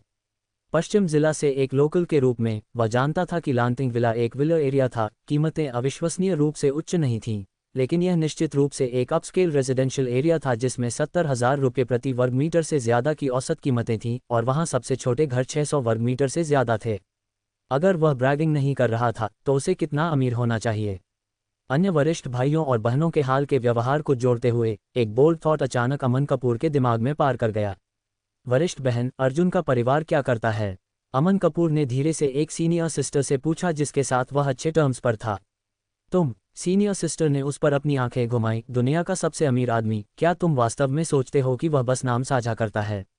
अमन कपूर ने ऐसा महसूस किया जैसे उस पर बिजली गिर गई हो। उसने अभी अभी किए गए मूर्खतापूर्ण कृत्यों के बारे में सोचते हुए वह इतना एम्बैरस था कि वह अपने पैर की उंगलियों के साथ एक 3 बेडरूम, एक लिविंग रूम अपार्टमेंट खोद सकता था। क्या वह वास्तव में दुनिया के सबसे अमीर आदमी के सामने शोइंग ऑफ कर रहा था?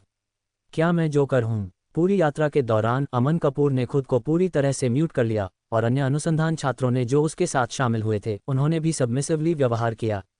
अच्छी ग्रीफ। हालांकि हर कोई लगभग एक ही उम्र का था और एक ही अनुसंधान समूह में सहकर्मी भी थे। आदमी दुनिया का सबसे अमीर व्यक्ति था। वे उसके साथ कैसे व्यवहार कर सकते थे जैसे वे किसी भी ऑर्डिनरी व्यक्ति के साथ करेंगे?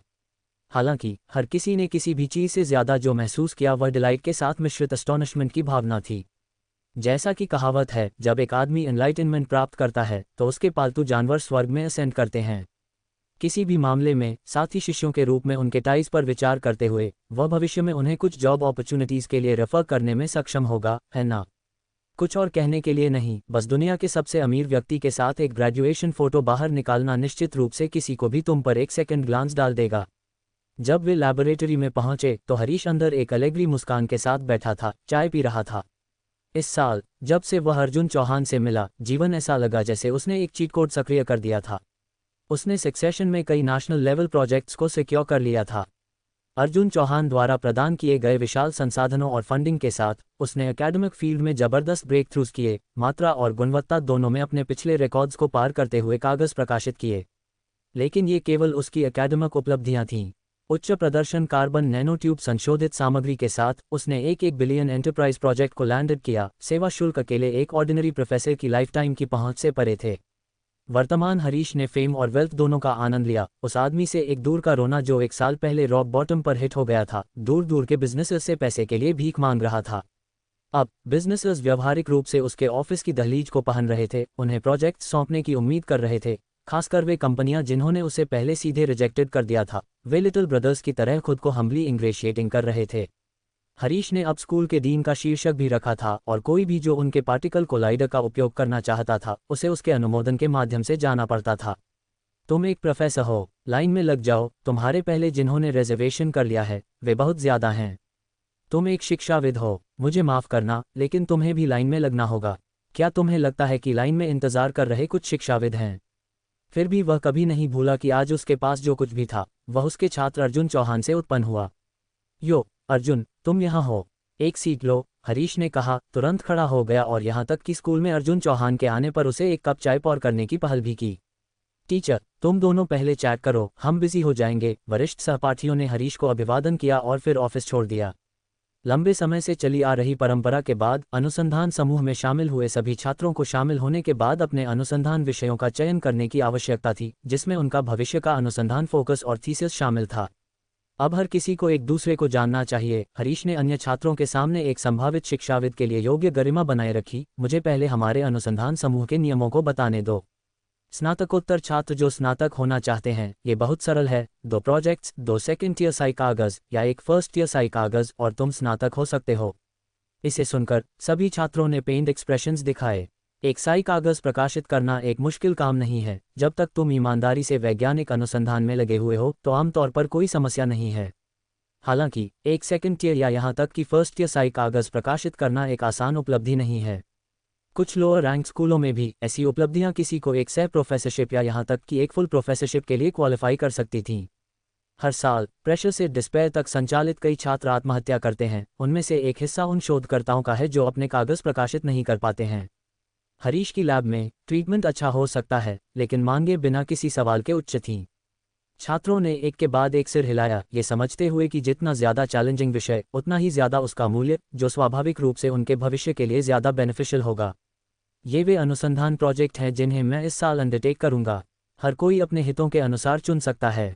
एक बार चुने जाने के बाद अगले 3 सालों के लिए तुम अपने वरिष्ठ भाइयों और बहनों के साथ इन विषयों पर काम कर सकते हो, उसने कहा। हरीश ने उनके सामने 1 दर्जन से ज़्यादा अनुसंधान रिपोर्ट्स रखीं। ग्राफीन प्रदर्शन तकनीकों के नए तैयारी के तरीके, कार्बन नैनोट्यूब सतहों पर सुपर हाइड्रोफोबिक स्ट्रक्चर्स का निर्माण, उच्च फ्लेम रेजिस्टेंट पॉलिएस्टर ... इन प्रोजेक्ट्स की डैज़लिंग अरे का सामना करते हुए हर कोई प्रिटी मच बैम्बूजल था और केवल सबसे प्रभावशाली लगने वाले नामों के साथ वालों को ही चुन सकता था। जहां तक वे वास्तव में कोई परिणाम दे सकते थे वह उनकी लक पर था। अर्जुन, तुम अकेले बचे हो। ओह यह अर्जुन चौहान हरीश के कान के करीब चला गया। टीचर हरीश, क्या हम एक प्राइवेट चैट कर सकते हैं? तुम सब जाओ और अपने वरिष्ठ भाइयों और बहनों को जानो। अर्जुन और मुझे कुछ डिस्कस करने की ज़रूरत है, हरीश ने सीधे अन्य छात्रों से कहा। पैसे होने का मतलब प्रिविलेजेस होना है और हर कोई इस बारे में अच्छी तरह से अवेयर था। दुनिया के सबसे अमीर आदमी के स्टेटस के साथ भले ही हरीश अर्जुन चौहान को सीधे स्नातक होने देता तो यह शायद एक बहुत ही आसान चीज़ होगी। कागज़ों के लिए जब तक टीचर बस कागज़ लिखते समय एक छात्र का नाम जोड़ता है तो वह पर्याप्त होगा। ठीक है, वे सब अब बाहर चले गए हैं, तो तुम क्या कहना चाहते हो? हरीश ने एक मुस्कान के साथ पूछा। टीचर हरीश, मुझे तुमसे कुछ डिस्कस करना है, अर्जुन चौहान ने एक प्लेफुल मुस्कान के साथ कहा। तुम जानते हो, मैं आमतौर पर बहुत व्यस्त रहता हूँ और वैज्ञानिक अनुसंधान करना ऐसा एक टाइम कंज्यूमिंग चीज़ है और यह काफ़ी मीनिंगलेस है। क्या मैं इन चीज़ों में शामिल नहीं हो सकता? कोई तरीका नहीं, हरीश ने सीधे कहा। हालांकि वह कुछ है, मैं एक प्रिंसिपल टीचर हो सकता हूँ। इस मामले पर मैं तुम्हें निश्चित रूप से एक आसान पास नहीं दूंगा। अगर मैं तुम्हारे अनुसंधान फंड्स के लिए 10 बिलियन दान करूं तो। हरीश को मौके पर ही एक इंटरनल इंजरी हो गई। उसने कभी किसी छात्र को पहले एक टीचर पर पैसे फेंककर स्नातक करने की कोशिश करते हुए नहीं देखा था। यह यूनिवर्सिटी है, क्या तुम इस तरह से खेल खेलते हो? नहीं, मैं वह नहीं कर सकता, हरीश ने अर्जुन चौहान के अनुरोध को रिफ्यूजिंग करते हुए अपनी उदासी को रोकते हुए कहा। कुछ चीज़ें थीं जिन पर वह कॉम्प्रोमाइज़ करने को तैयार था, लेकिन वह सिद्धांत के मामलों पर गलतियां नहीं करेगा। टीचर हरीश, तुम जानते हो कि ये विषय मेरे लिए बहुत अनइंटरेस्टिंग है। यह एक विश्वविद्यालय के छात्र को 1+1=2 करने के लिए कहने जैसा है, जो मेरी इंटेलिजेंस के लिए काफ़ी इंसल्टिंग है और मेरे वैल्यूएबल समय की एक कंप्लीट वेस्ट है। मेरा समय ज़्यादा मीनिंगफुल चीज़ों पर खर्च किया जाना चाहिए। इंटेलिजेंस के लिए इंसल्टिंग। इसे सुनने के बाद हरीश ने लगभग खून उगल दिया। उदाहरण के लिए, पहले प्रोजेक्ट को लो। वर्तमान में एक हॉट टॉपिक के रूप में ग्राफीन की तैयारी प्रक्रिया मुश्किल और महंगी है। अल्ट्रापा मोनोलेयर ग्राफीन भी प्रति ग्राम हज़ारों के लिए बिकता है, सोने से कहीं ज़्यादा महंगा है। लेकिन वर्तमान में दुनिया में केवल कुछ ही तैयारी प्रक्रियाएं हैं। अगर कोई एक नया एफिशिएंट तरीका विकसित कर सकता है तो नोबेल पुरस्कार जीतने का उल्लेख नहीं करना, ऐसी उपलब्धि निश्चित रूप से दुनिया भर के शीर्ष विश्वविद्यालयों को उनके लिए ऑलिव ब्रांचेस एक्सटेंड करेगी। ये बस ये दिखाता है कि प्रोजेक्ट कितना मुश्किल है और इस डोमेन में एक छोटी ब्रेक थ्रू भी आसानी से एक प्रकाशित कागज का परिणाम हो सकता है। अर्जुन चौहान ने इन मुश्किल प्रोजेक्टों को इंटेलिजेंस के लिए इंसल्टिंग कहा। लेकिन तब हरीश को अचानक उन तकनीकों की याद आई जो अर्जुन चौहान ने देश में योगदान की थीं। एंटी ग्रेविटी इंजन या नियंत्रित परमाणु सम्मेलन जैसी चीज़ें, क्या वे ऐसे विचार नहीं हैं जिनके बारे में इंसान वर्तमान में सोचना भी हिम्मत नहीं करते? तब पुराने अधिकारियों और एक्सपर्ट्स ने अर्जुन चौहान को घेर लिया था, उस पर सवालों की बमबारी कर रहे थे और उसने उन्हें स्मूथली जवाब दिया। वह सीन अभी भी हरीश के दिमाग में विविध था। अर्जुन चौहान की कैपेबिलिटीज़ हमेशा हरीश के सिर में एक क्वेश्चन मार्क थीं। वह वास्तव में इन कार्यों को आसानी से पूरा करने में सक्षम हो सकता है, यह इम्पॉसिबल नहीं लगता था। ये रहा डील, अगर तुम मेरे लिए एक चीज़ को पूरा कर सकते हो तो मैं तुम जो पूछ रहे हो उसके लिए सहमत हो जाऊंगा। उसके बाद भले ही तुम स्कूल न आओ, कोई भी तुम्हें ट्रबल करने की हिम्मत नहीं करेगा। वह क्या है? हमारी यूनिवर्सिटी में जल्द ही एक अनुशासनात्मक प्रतियोगिता होने वाली है। ये प्रतियोगिता हमारी यूनिवर्सिटी की नेशनल रैंकिंग को प्रभावित करती है और क्या हम नए की विश्वविद्यालयों में से एक बन सकते हैं। पूरे देश के विश्वविद्यालय भाग लेंगे, रसायन विज्ञान, भौतिकी, जीव विज्ञान, कंप्यूटर विज्ञान और इसी तरह के डोमेन्स को कवर करते हुए। अगर तुम स्कूल को शीर्ष 18 में लाने में मदद कर सकते हो तो हम बात कर सकते हैं। ये प्रतियोगिता कब तक चलती है? अर्जुन चौहान ने पूछा। 1 से 2 महीने। डील? अर्जुन चौहान ने अपनी जांघ को थपथपाया। 3 साल की शांति के बदले में 1 या 2 महीने, यह एक अच्छा डील था। क्या ये सिर्फ एक अनुशासनात्मक प्रतियोगिता है? ये कितना मुश्किल हो सकता है? इस अनुशासन मूल्यांकन को कम मत समझना, ये हमारी दशकों में अपनी स्टैंडिंग को सुधारने का एकमात्र मौका है, डॉक्टर। हरीश ने अर्जुन चौहान के सामने दस्तावेजों का एक ढेर रखा। पहले इसे देखो। अर्जुन चौहान ने दस्तावेजों का ढेर खोला। दस्तावेजों का शीर्षक था राष्ट्रीय शीर्ष स्तरीय वैज्ञानिक अनुसंधान शिक्षा पायलट विश्वविद्यालयों के चयन की अधिसूचना। कॉलेज प्रवेश और स्नातक प्रवेश परीक्षाओं से गुजरने के बाद अर्जुन चौहान स्कूलों के रैंकिंग द्वारा वर्गीकरण से बहुत परिचित था। 985 और 211 के रूप में वर्गीकृत विश्वविद्यालय नौकरी की तलाश में सबसे मजबूत प्रतियोगी थे। कई कंपनियां निर्दिष्ट करती हैं कि 985 और 211 विश्वविद्यालयों के स्नातकों को प्राथमिकता दी जाती है और कुछ तो विशेष रूप से इन विश्वविद्यालयों से ही हायर करती हैं। हालांकि इसका कोई हेल्प नहीं था। इन श्रेणी के विश्वविद्यालयों ने पिछली शताब्दी में अपनी परियोजनाएं पूरी कर ली थीं और हालांकि कई वर्तमान विश्वविद्यालयों ने शिक्षण की प्रयास के मामले में इन्हें पीछे छोड़ दिया है, वे उनकी रैंक्स में शामिल नहीं हो सकते, जिससे कई संस्थानों के बीच बहुत डिस्ट्रेस होती है। 985 श्रेणी में 39 विश्वविद्यालय हैं और 211 श्रेणी में 112, जबकि इंदिरानगर विज्ञान और प्रौद्योगिकी विश्वविद्यालय की वर्तमान समग्र रैंकिंग देश में 128वीं है, जो उन संस्थानों के साथ पूरी तरह से कम्पेटिटिव है। हाल के वर्षों में देश ने दोहरी प्रथम श्रेणी के विश्वविद्यालय के लिए चयन शुरू किया था। हालांकि 985 और 211 परियोजनाओं की तुलना में टाइटल्स में कुछ डिस्क्रिपेंसीज थे। नौकरी के बाजार में कम्पेटिटिवनेस बहुत डिसेंट था, कम से कम ऑर्डिनरी टियर 1, टियर 2 और टियर 3 विश्वविद्यालयों के छात्रों की तुलना में बहुत अधिक।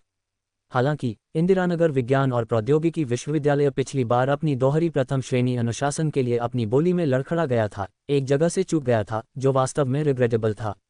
इस बार ये भारत के विश्वविद्यालयों में रैंकिंग्स का एक नया रिशफलिंग था। इस दस्तावेज के अनुसार पायलट विश्वविद्यालय बनने के लिए केवल 18 स्पॉट्स उपलब्ध थे, जिसका 985, 211 या दोहरी प्रथम श्रेणी स्टैंडर्ड से कहीं अधिक गोल्ड वैल्यू था।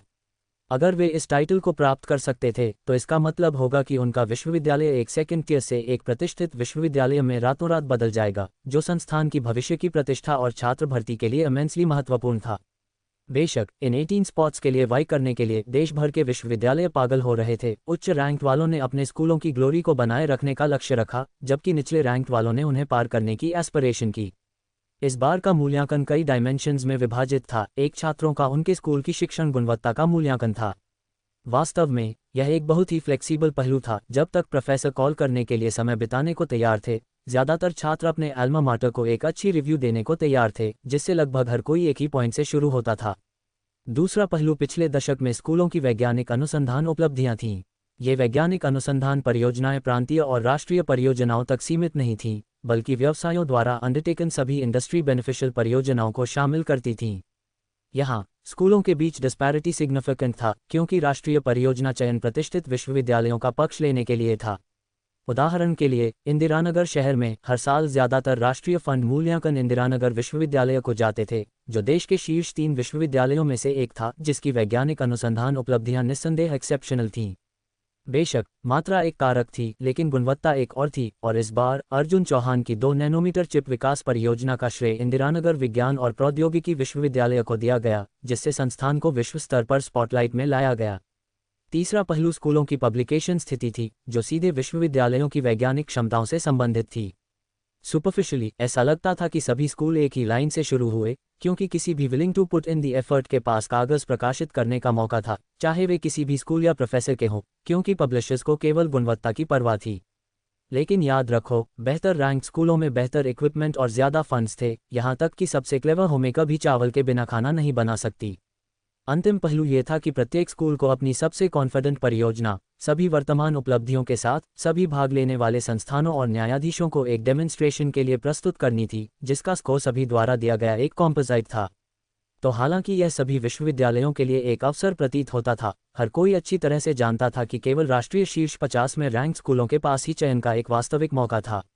इंदिरानगर विज्ञान और प्रौद्योगिकी विश्वविद्यालय, जो शीर्ष 100 से परे रैंक था, चयन के दौरान पड़ोसी संस्थानों के बीच लगभग एक लाफिंग स्टॉक बन गया, जिन्होंने उन्हें ओवररीचिंग के लिए स्नीयर किया। सही है, तुम्हारे पास वर्तमान में पैसा और इक्विपमेंट है, लेकिन तुम सिर्फ 1 साल से नूवो रीच हो। अन्य संस्थानों की तुलना में इंदिरानगर विज्ञान और प्रौद्योगिकी विश्वविद्यालय लेगेसी में सिग्निफिकेंटली कमजोर है। शायद 3 से 5 सालों में उनके पास शीर्ष विश्वविद्यालयों के साथ कम्पीट करने की ताकत हो सकती है, लेकिन निश्चित रूप से आज नहीं। फिर भी इंदिरानगर विज्ञान और प्रौद्योगिकी विश्वविद्यालय ने फेट में विश्वास करने से इनकार कर दिया। भले ही भाग लेने से केवल 0.01% मौका था, ये फिर भी एक मौका था, लेकिन अगर उन्होंने भाग नहीं लिया तो कोई मौका बिल्कुल नहीं होगा। क्या ज्यादा महत्वपूर्ण था, अवसर या प्राइड? वास्तव में डॉक्टर हरीश को भी ओरिजिनली कोई उम्मीद नहीं थी, लेकिन फिर उसे अचानक अर्जुन चौहान का ख्याल आया। अगर यह बच्चा इस तरह का एक इनक्रेडिबल कंट्रैप्शन के साथ आ सकता था, तो शायद वास्तव में कोई तरीका था। प्रोफेसर हरीश, हमारा स्कूल वर्तमान में किस स्तर पर है? अर्जुन चौहान ने पूछा। डॉक्टर हरीश ने एक ऑकवर्ड मुस्कान के साथ जवाब दिया, हमारे छात्र की संतुष्टि बहुत अधिक है, जिसमें लगभग 100% अच्छी दर है। अर्जुन चौहान ने डॉक्टर हरीश की ओर देखा, ज्यादा सुनना चाहता था, लेकिन डॉक्टर हरीश ने बात करना बंद कर दिया। बस इतना ही, बस इतना ही। ठीक कौन था जिसने हमारे विश्वविद्यालय को इसमें भाग लेने की हिम्मत दी? अर्जुन चौहान ने थोड़ा एम्बैरेस्ड महसूस किया। क्या ये सिर्फ भाग लेकर खुद को अपमानित करना नहीं है? तुम नटखट बच्चा, थोड़ा सम्मान दिखाओ। प्रेसिडेंट और मैंने इसके लिए आवेदन किया था। वास्तव में डॉक्टर हरीश कुछ उम्मीद पर होल्ड कर रहा था, क्योंकि वैज्ञानिक अनुसंधान परिणामों और कागजों का मूल्यांकन एक स्कोरिंग सिस्टम पर आधारित था। प्रोजेक्ट्स और कागजों की गुणवत्ता के अनुसार रिव्यू पैनल स्कोर्स असाइन करेगा। डॉक्टर हरीश ने आवेदन करने की हिम्मत की, क्योंकि उसने सोचा कि चिप विकास परियोजना निश्चित रूप से उच्च स्कोर करेगी, जिसने उसे कुछ हद तक ओवर कॉन्फिडेंट बना दिया। वास्तव में परियोजना ने एक्सेप्शनली हाई स्कोर किया। रेगुलर राज्य स्तरीय परियोजनाओं को 10 पॉइंट्स मिले, राष्ट्रीय परियोजनाओं को 30 पॉइंट्स, लेकिन इस चिप परियोजना को 320 पॉइंट्स का एक उच्च स्कोर प्रदान किया गया था। लेकिन इंदिरानगर विज्ञान और प्रौद्योगिकी विश्वविद्यालय के पास शोकेस करने के लिए केवल यही इंप्रेसिव चीज़ थी। अन्य विश्वविद्यालयों के पास ऐसी हाई क्वालिटी प्रोजेक्ट्स नहीं हो सकती थीं, लेकिन उनके पास अपनी तरफ मात्रा थी। उदाहरण के लिए भारतीय विज्ञान अनुसंधान अकादमी को लो, उनका कुल स्कोर 2430 पॉइंट्स तक पहुंच गया था। वे वहां के फ्रैक्शंस की तुलना भी नहीं करते थे। जहां तक कागजों का सवाल था, गैप और भी बड़ा था। वे शीर्ष विश्वविद्यालय नेचर, साइंस, सेल जैसे टॉप लेवल जर्नल्स में एक साल में 1 दर्जन या यहां तक कि 20 लेख प्रकाशित कर सकते थे। ये क्वेश्चनेबल था कि क्या इंदिरानगर विज्ञान और प्रौद्योगिकी विश्वविद्यालय ने अपने फाउंडिंग के बाद से उतने कागज प्रकाशित किए थे जितने उन विश्वविद्यालयों ने एक ही साल में प्रकाशित किए थे। जब डॉक्टर हरीश ने इस गैप को देखा तो उसका मोराल पूरी तरह से कोलैप्स हो गया। ये सिंपली लाइक था कि वे अपना चेहरा बाहर निकाल रहे थे ताकि अन्य हाई प्रोफाइल विश्वविद्यालय उन्हें थप्पड़ मार सकें। 74 भाग लेने वाले विश्वविद्यालयों में से उनकी वर्तमान रैंकिंग 62 थी, लगभग बहुत बॉटम पर। ये जानने पर अर्जुन चौहान ने एक हेल्पलेस एक्सप्रेशन दिखाया। प्रोफेसर हरीश, तुम वास्तव में सिर्फ फेस बचाने के लिए खुद को टॉर्चर कर रहे हो। क्या तुम्हें हमारे स्कूल के असली वेट के बारे में कोई क्लू नहीं है? तुम ऐसी बातें कहने की हिम्मत कैसे करते हो? डॉक्टर हरीश ने अर्जुन चौहान के सिर पर थप्पड़ मारा। मैं बस पूछ रहा हूं कि क्या तुम्हारे पास कोई सॉल्यूशन है? अगर नहीं, तो बस अनुसंधान समूह में आओ और ईमानदारी से वैज्ञानिक अनुसंधान पर काम करो। दूसरों को 2 कागज़ों के साथ स्नातक हो सकते हैं, तुम्हें कम से कम 5 की ज़रूरत होगी। प्रोफेसर हरीश। अर्जुन चौहान स्पीचलेस था। हे डॉक्टर। हरीश ने एक स्लाई स्माइल दिखाया। वह बहुत अच्छी तरह से जानता था कि अर्जुन चौहान की कैपेबिलिटीज़ के साथ 5 कागज़ों का उल्लेख नहीं करना, वह 10 पैदा करने में सक्षम था। तो ये या तो हमारे विश्वविद्यालय को इस पायलट टाइटल को क्लिंचिंग करने में मदद करना है या ड्यूटीफुली 3 सालों तक अनुसंधान करना है। एक चुनो। पहली बार अर्जुन चौहान को एहसास हुआ कि डॉक्टर हरीश काफ़ी शेमलेस हो सकता था। कोई आश्चर्य नहीं कि वह उसका सलाहकार था। उसने सोचा कि क्या वह ड्रॉप आउट का चयन कर सकता था, लेकिन फर्दर थॉट पर अगर वह वास्तव में इसे प्राप्त करने में कामयाब रहा तो उसके क्रेडिट अंक शायद एस्ट्रोनॉमिकल नंबर तक पहुंच जाएंगे, है ना? ठीक है, अर्जुन चौहान ने एक पल के लिए सोचा। चलो पहले एक छोटा गोल सेट करते हैं। 1 महीने के भीतर टॉप 3 में रैंकिंग को पुश करो। टॉप 3। इस टोन को सुनकर डॉक्टर हरीश पूरी तरह से शॉक था। उसके विचार में टॉप 18 में आना पहले से ही एक इनक्रेडिबल फीट था, इसे एक मिरेकल कहना भी कोई अतिशयोक्ति नहीं होगी। टॉप 3। क्या वह दुनिया के रिनाउंड विश्वविद्यालयों जैसे दिल्ली विश्वविद्यालय और भारतीय विश्वविद्यालय के स्तर तक नहीं पहुंच रहा था? क्या उसने सोचा कि वे बस अपने थम्स को ट्विडलिंग कर रहे थे? सीधे शब्दों में कहें, एक कॉलेज की उपलब्धियां उनके पूरे स्कूल को अनाइलेट कर सकती थीं। ऐसी बातें कहते हुए क्या वह अपनी जीभ को घुमाने से डर नहीं रहा था? क्या टॉप 3 बहुत मुश्किल है? अर्जुन चौहान हंसा। पहला स्थान चाहना भी इम्पॉसिबल नहीं है, ये बस इतना है कि हमें उन प्रेस्टिजियस स्कूलों की भावनाओं पर थोड़ा विचार करना चाहिए। मुझे डर है कि उनके लिए यह बहुत ज़्यादा शौक होगा। तुम सबसे बड़े बोस्टर हो जिससे मैं कभी मिला हूं, और तुम मेरे अपने स्नातकोत्तर छात्र हो। अनबिलीवेबल। टीचर हरीश, हमारे स्कूल में कितने विज्ञान और इंजीनियरिंग प्रोफेसर हैं? प्रोफेसर और सह प्रोफेसर एक साथ शायद लगभग 120 या 30। तो मुझे बस 2 या 300 परियोजनाओं की ज़रूरत होगी, अर्जुन चौहान ने कहा। टीचर हरीश, क्या आप उन प्रोफेसरों को सूचित कर सकते हैं और उनसे मेरे लिए उनके अनुसंधान डायरेक्शंस का विवरण सूचीबद्ध करवा सकते हैं? 1-2 दिनों में मैं उनमें से प्रत्येक के लिए एक राष्ट्रीय स्तरीय अनुसंधान परियोजना प्राप्त करूंगा। क्या तुम पागल हो? Doctor Harish blurted out. राष्ट्रीय स्तरीय परियोजनाओं के लिए आवेदन करना कितना मुश्किल है। इसे असाइड रखते हुए बुरे सालों में इंदिरानगर विज्ञान और प्रौद्योगिकी विश्वविद्यालय शायद एक भी से क्यों नहीं कर पाएगा। 100 से ज़्यादा परियोजनाओं को प्राप्त करने की उम्मीद करना नॉनसेंस। भले ही वह सफलतापूर्वक आवेदन कर सकता, तो 1 महीने के भीतर परिणामों की उम्मीद करना, यह एक मजाक है ना? उन राष्ट्रीय स्तरीय परियोजनाओं 3 से 5 साल बिताए बिना क्या सिग्निफिकेंट परिणाम की उम्मीद की जा सकती थी? तुम्हें इसकी चिंता करने की ज़रूरत नहीं है, ये सब छोटी मोटी चीज़ें हैं। अर्जुन चौहान हंसा। जब तक हमारे पास इन परियोजनाओं को अंडरटेक करने की कैपेसिटी है, तब तक भले ही हम उनके लिए न पूछें, राष्ट्र हमें उन पर काम करने के लिए भीख मांगेगा। ठीक है, तो मैं तुम्हारी परफॉर्मेंस देखूंगा। मैं उन बूढ़े लोगों के लिए मेंटल प्रिपरेशन संभाल लूंगा। परेशानी के लिए माफ़ करना टीचर हरीश। 1 महीने के बाद मौका है कि हमें मिलने के ज़्यादा अवसर नहीं मिलेंगे। पहले अपने काम पूरे करो इससे पहले कि तुम ऐसी बातें कहना शुरू करो। मुझे वह नॉनसेंस मत दो। बूढ़े और युवा दोनों ने ऑफिस में दिल से हंसे। रिपोर्ट के बाद का दिन वीकेंड था और अर्जुन चौहान ने टीचर शर्मा से मिलने के लिए दिल्ली की यात्रा करने की योजना बनाई और वह लावण्या राव को भी मज़ा के लिए अपने साथ ले जा रहा था। टीचर शर्मा का निवास एक बहुत ही प्राचीन कोर्टयार्ड था, शांति से घिरा हुआ था, जिससे किसी को ऐसा महसूस होता था जैसे वे 70s या 80s के इल्यूजन में लौट आए हों। ओह, अर्जुन यहाँ है। टीचर शर्मा की पत्नी का जल्दी निधन हो गया था। अब केवल वह और राज्य द्वारा व्यवस्थित कुछ केयरर्स वहां रहते थे। उसे हर दिन ज्यादा कुछ नहीं करना पड़ता था। उसका एकमात्र शौक पौधों और फूलों के साथ कोर्टयार्ड में पॉटरिंग करना था। वह अब स्टेट अफेयर्स में ज्यादा शामिल नहीं था और वह अपनी प्रेमिका को लाया है। टीचर शर्मा इतने अफेक्शनेटली से चला गया जैसे उसने अपने खुद के कनिष्ठ को देखा हो। नमस्ते टीचर शर्मा, मेरा नाम लावण्या राव है। अर्जुन अक्सर आपका उल्लेख करता है। लावण्या राव ने ऐसी सेटिंग्स में एक लेडी की ग्रेस के साथ खुद को संभाला। उसने मेरा उल्लेख किया। टीचर शर्मा स्केप्टिकल लग रहा था। पिछली बार जब मैंने उसके साथ फ़ोन पर बात की थी, तब मैं उसे लेक्चरिंग कर रहा था। उसने मेरे बारे में क्या अच्छा कहा? टीचर शर्मा, आप मुझे थोड़ा ज़्यादा नैरोली देख रहे हैं। क्या मैं उस तरह का व्यक्ति हूँ? अर्जुन चौहान ने फेंट ग्रीवेंस के साथ कहा। मैं तुम्हारे लिए एक गिफ्ट भी लाया। ऐसा लगता है कि मैं इसे अब केवल फेंक सकता हूँ। मत करो। टीचर शर्मा ने अर्जुन चौहान के हाथों से एक्सक्विजिटली पैकेज्ड बॉक्स छीन लिया। एक बच्चे की एंटिसिपेशन के साथ उसे खोल रहा था। बॉक्स की पैकेजिंग बहुत एलिगेंट थी, लेकिन अंदर केवल एक अनइम्प्रेसिव लुकिंग आइटम था। यह क्या है? क्या तुम मुझे अब जहर से मारना चाहते हो, ये सोचते हुए कि मैं इतना बुरा हूँ? टीचर शर्मा ने ब्लस्टर किया, यह उम्मीद करते हुए कि अर्जुन चौहान कुछ अच्छी वाइन लाया होगा, जैसा कि बूढ़े लोग एक अच्छे ड्रिंक का आनंद लेते हैं। ये निश्चित रूप से जहर नहीं है, यह एक अमृत गोली है। अगर तुम इसे लेते हो तो तुम 20 या 30 और सालों तक विगरस रहोगे।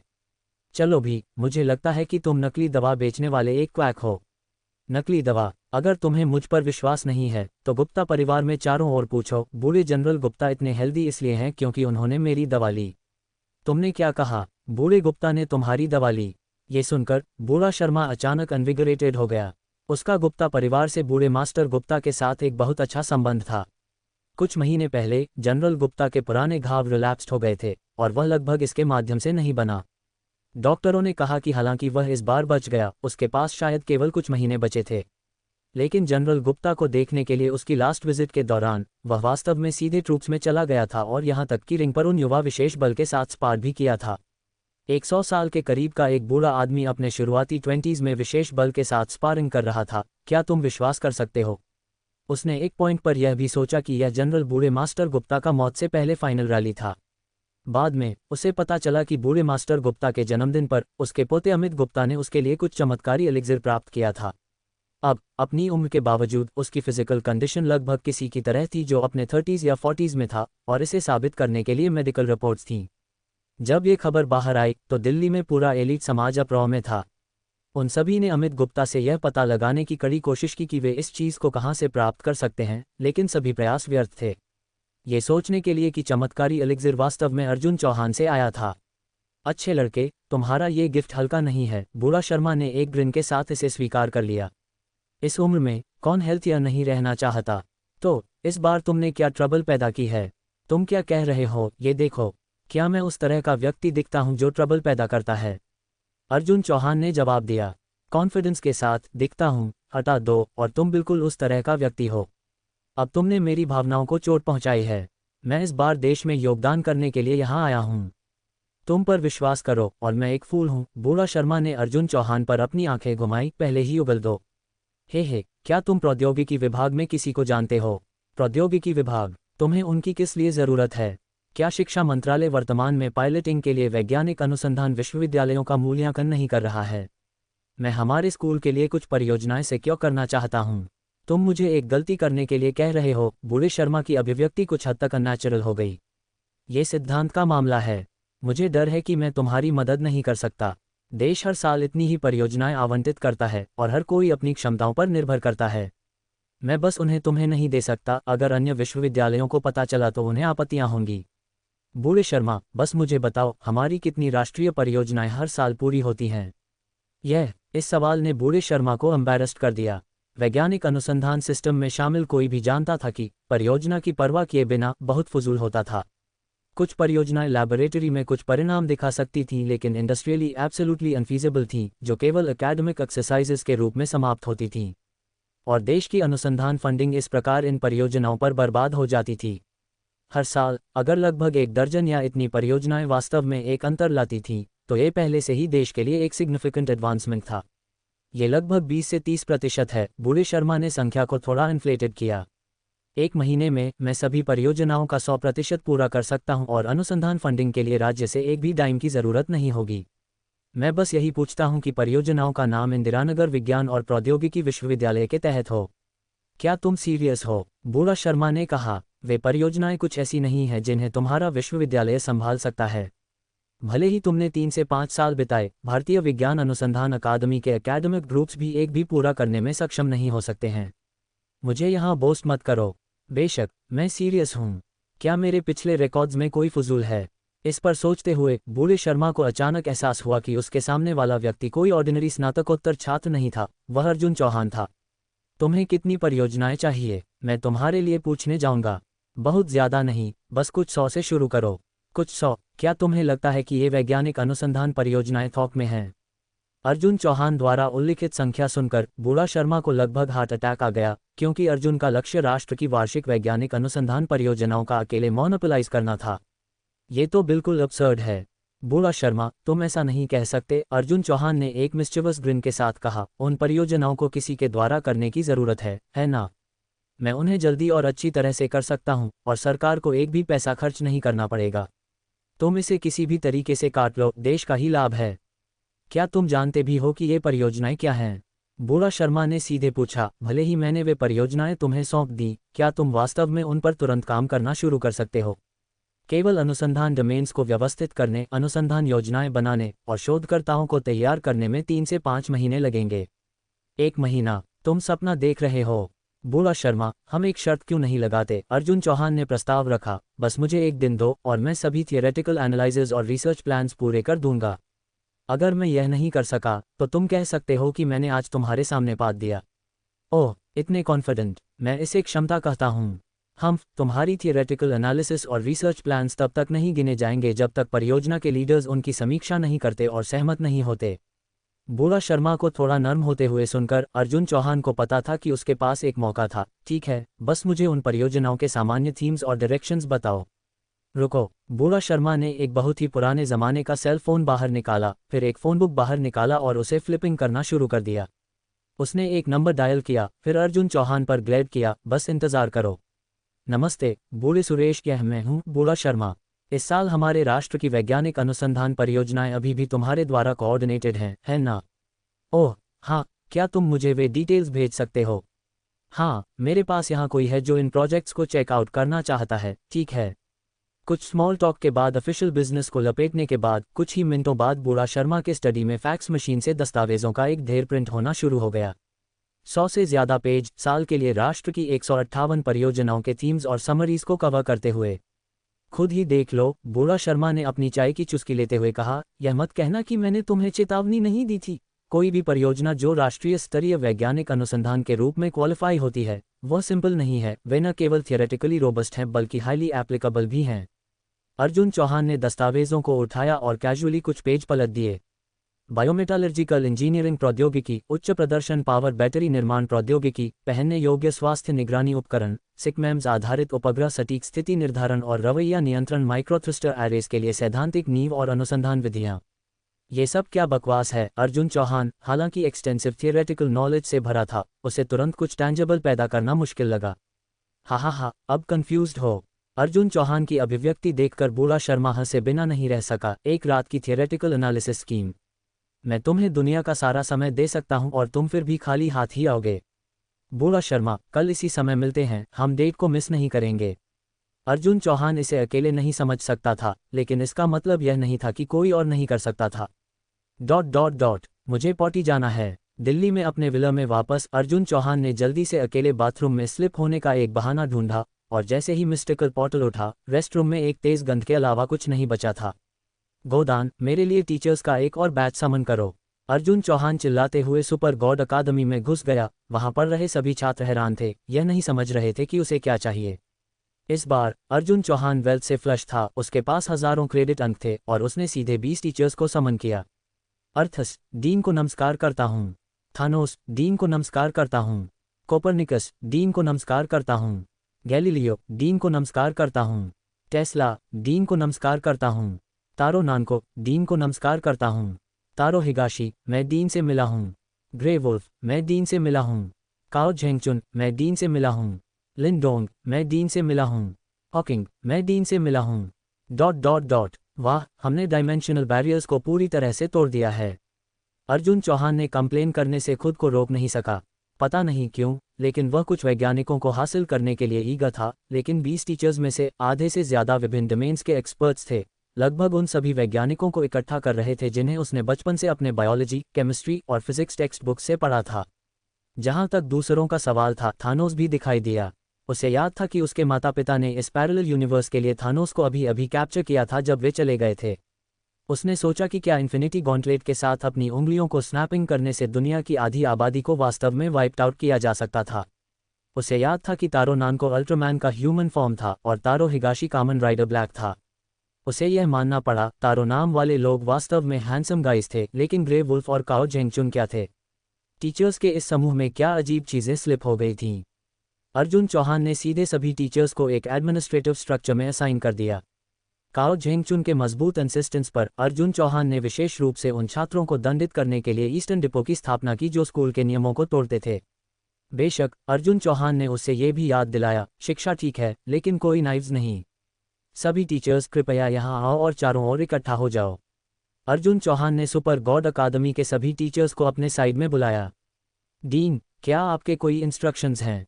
वैज्ञानिकों ने टिमरली पूछा। ये सामग्री? अर्जुन चौहान ने मेज पर दस्तावेजों का एक ढेर मारा, प्रत्येक को 10 परियोजनाएं हमारी करंट टेक्नोलॉजिकल लेवल के अनुसार।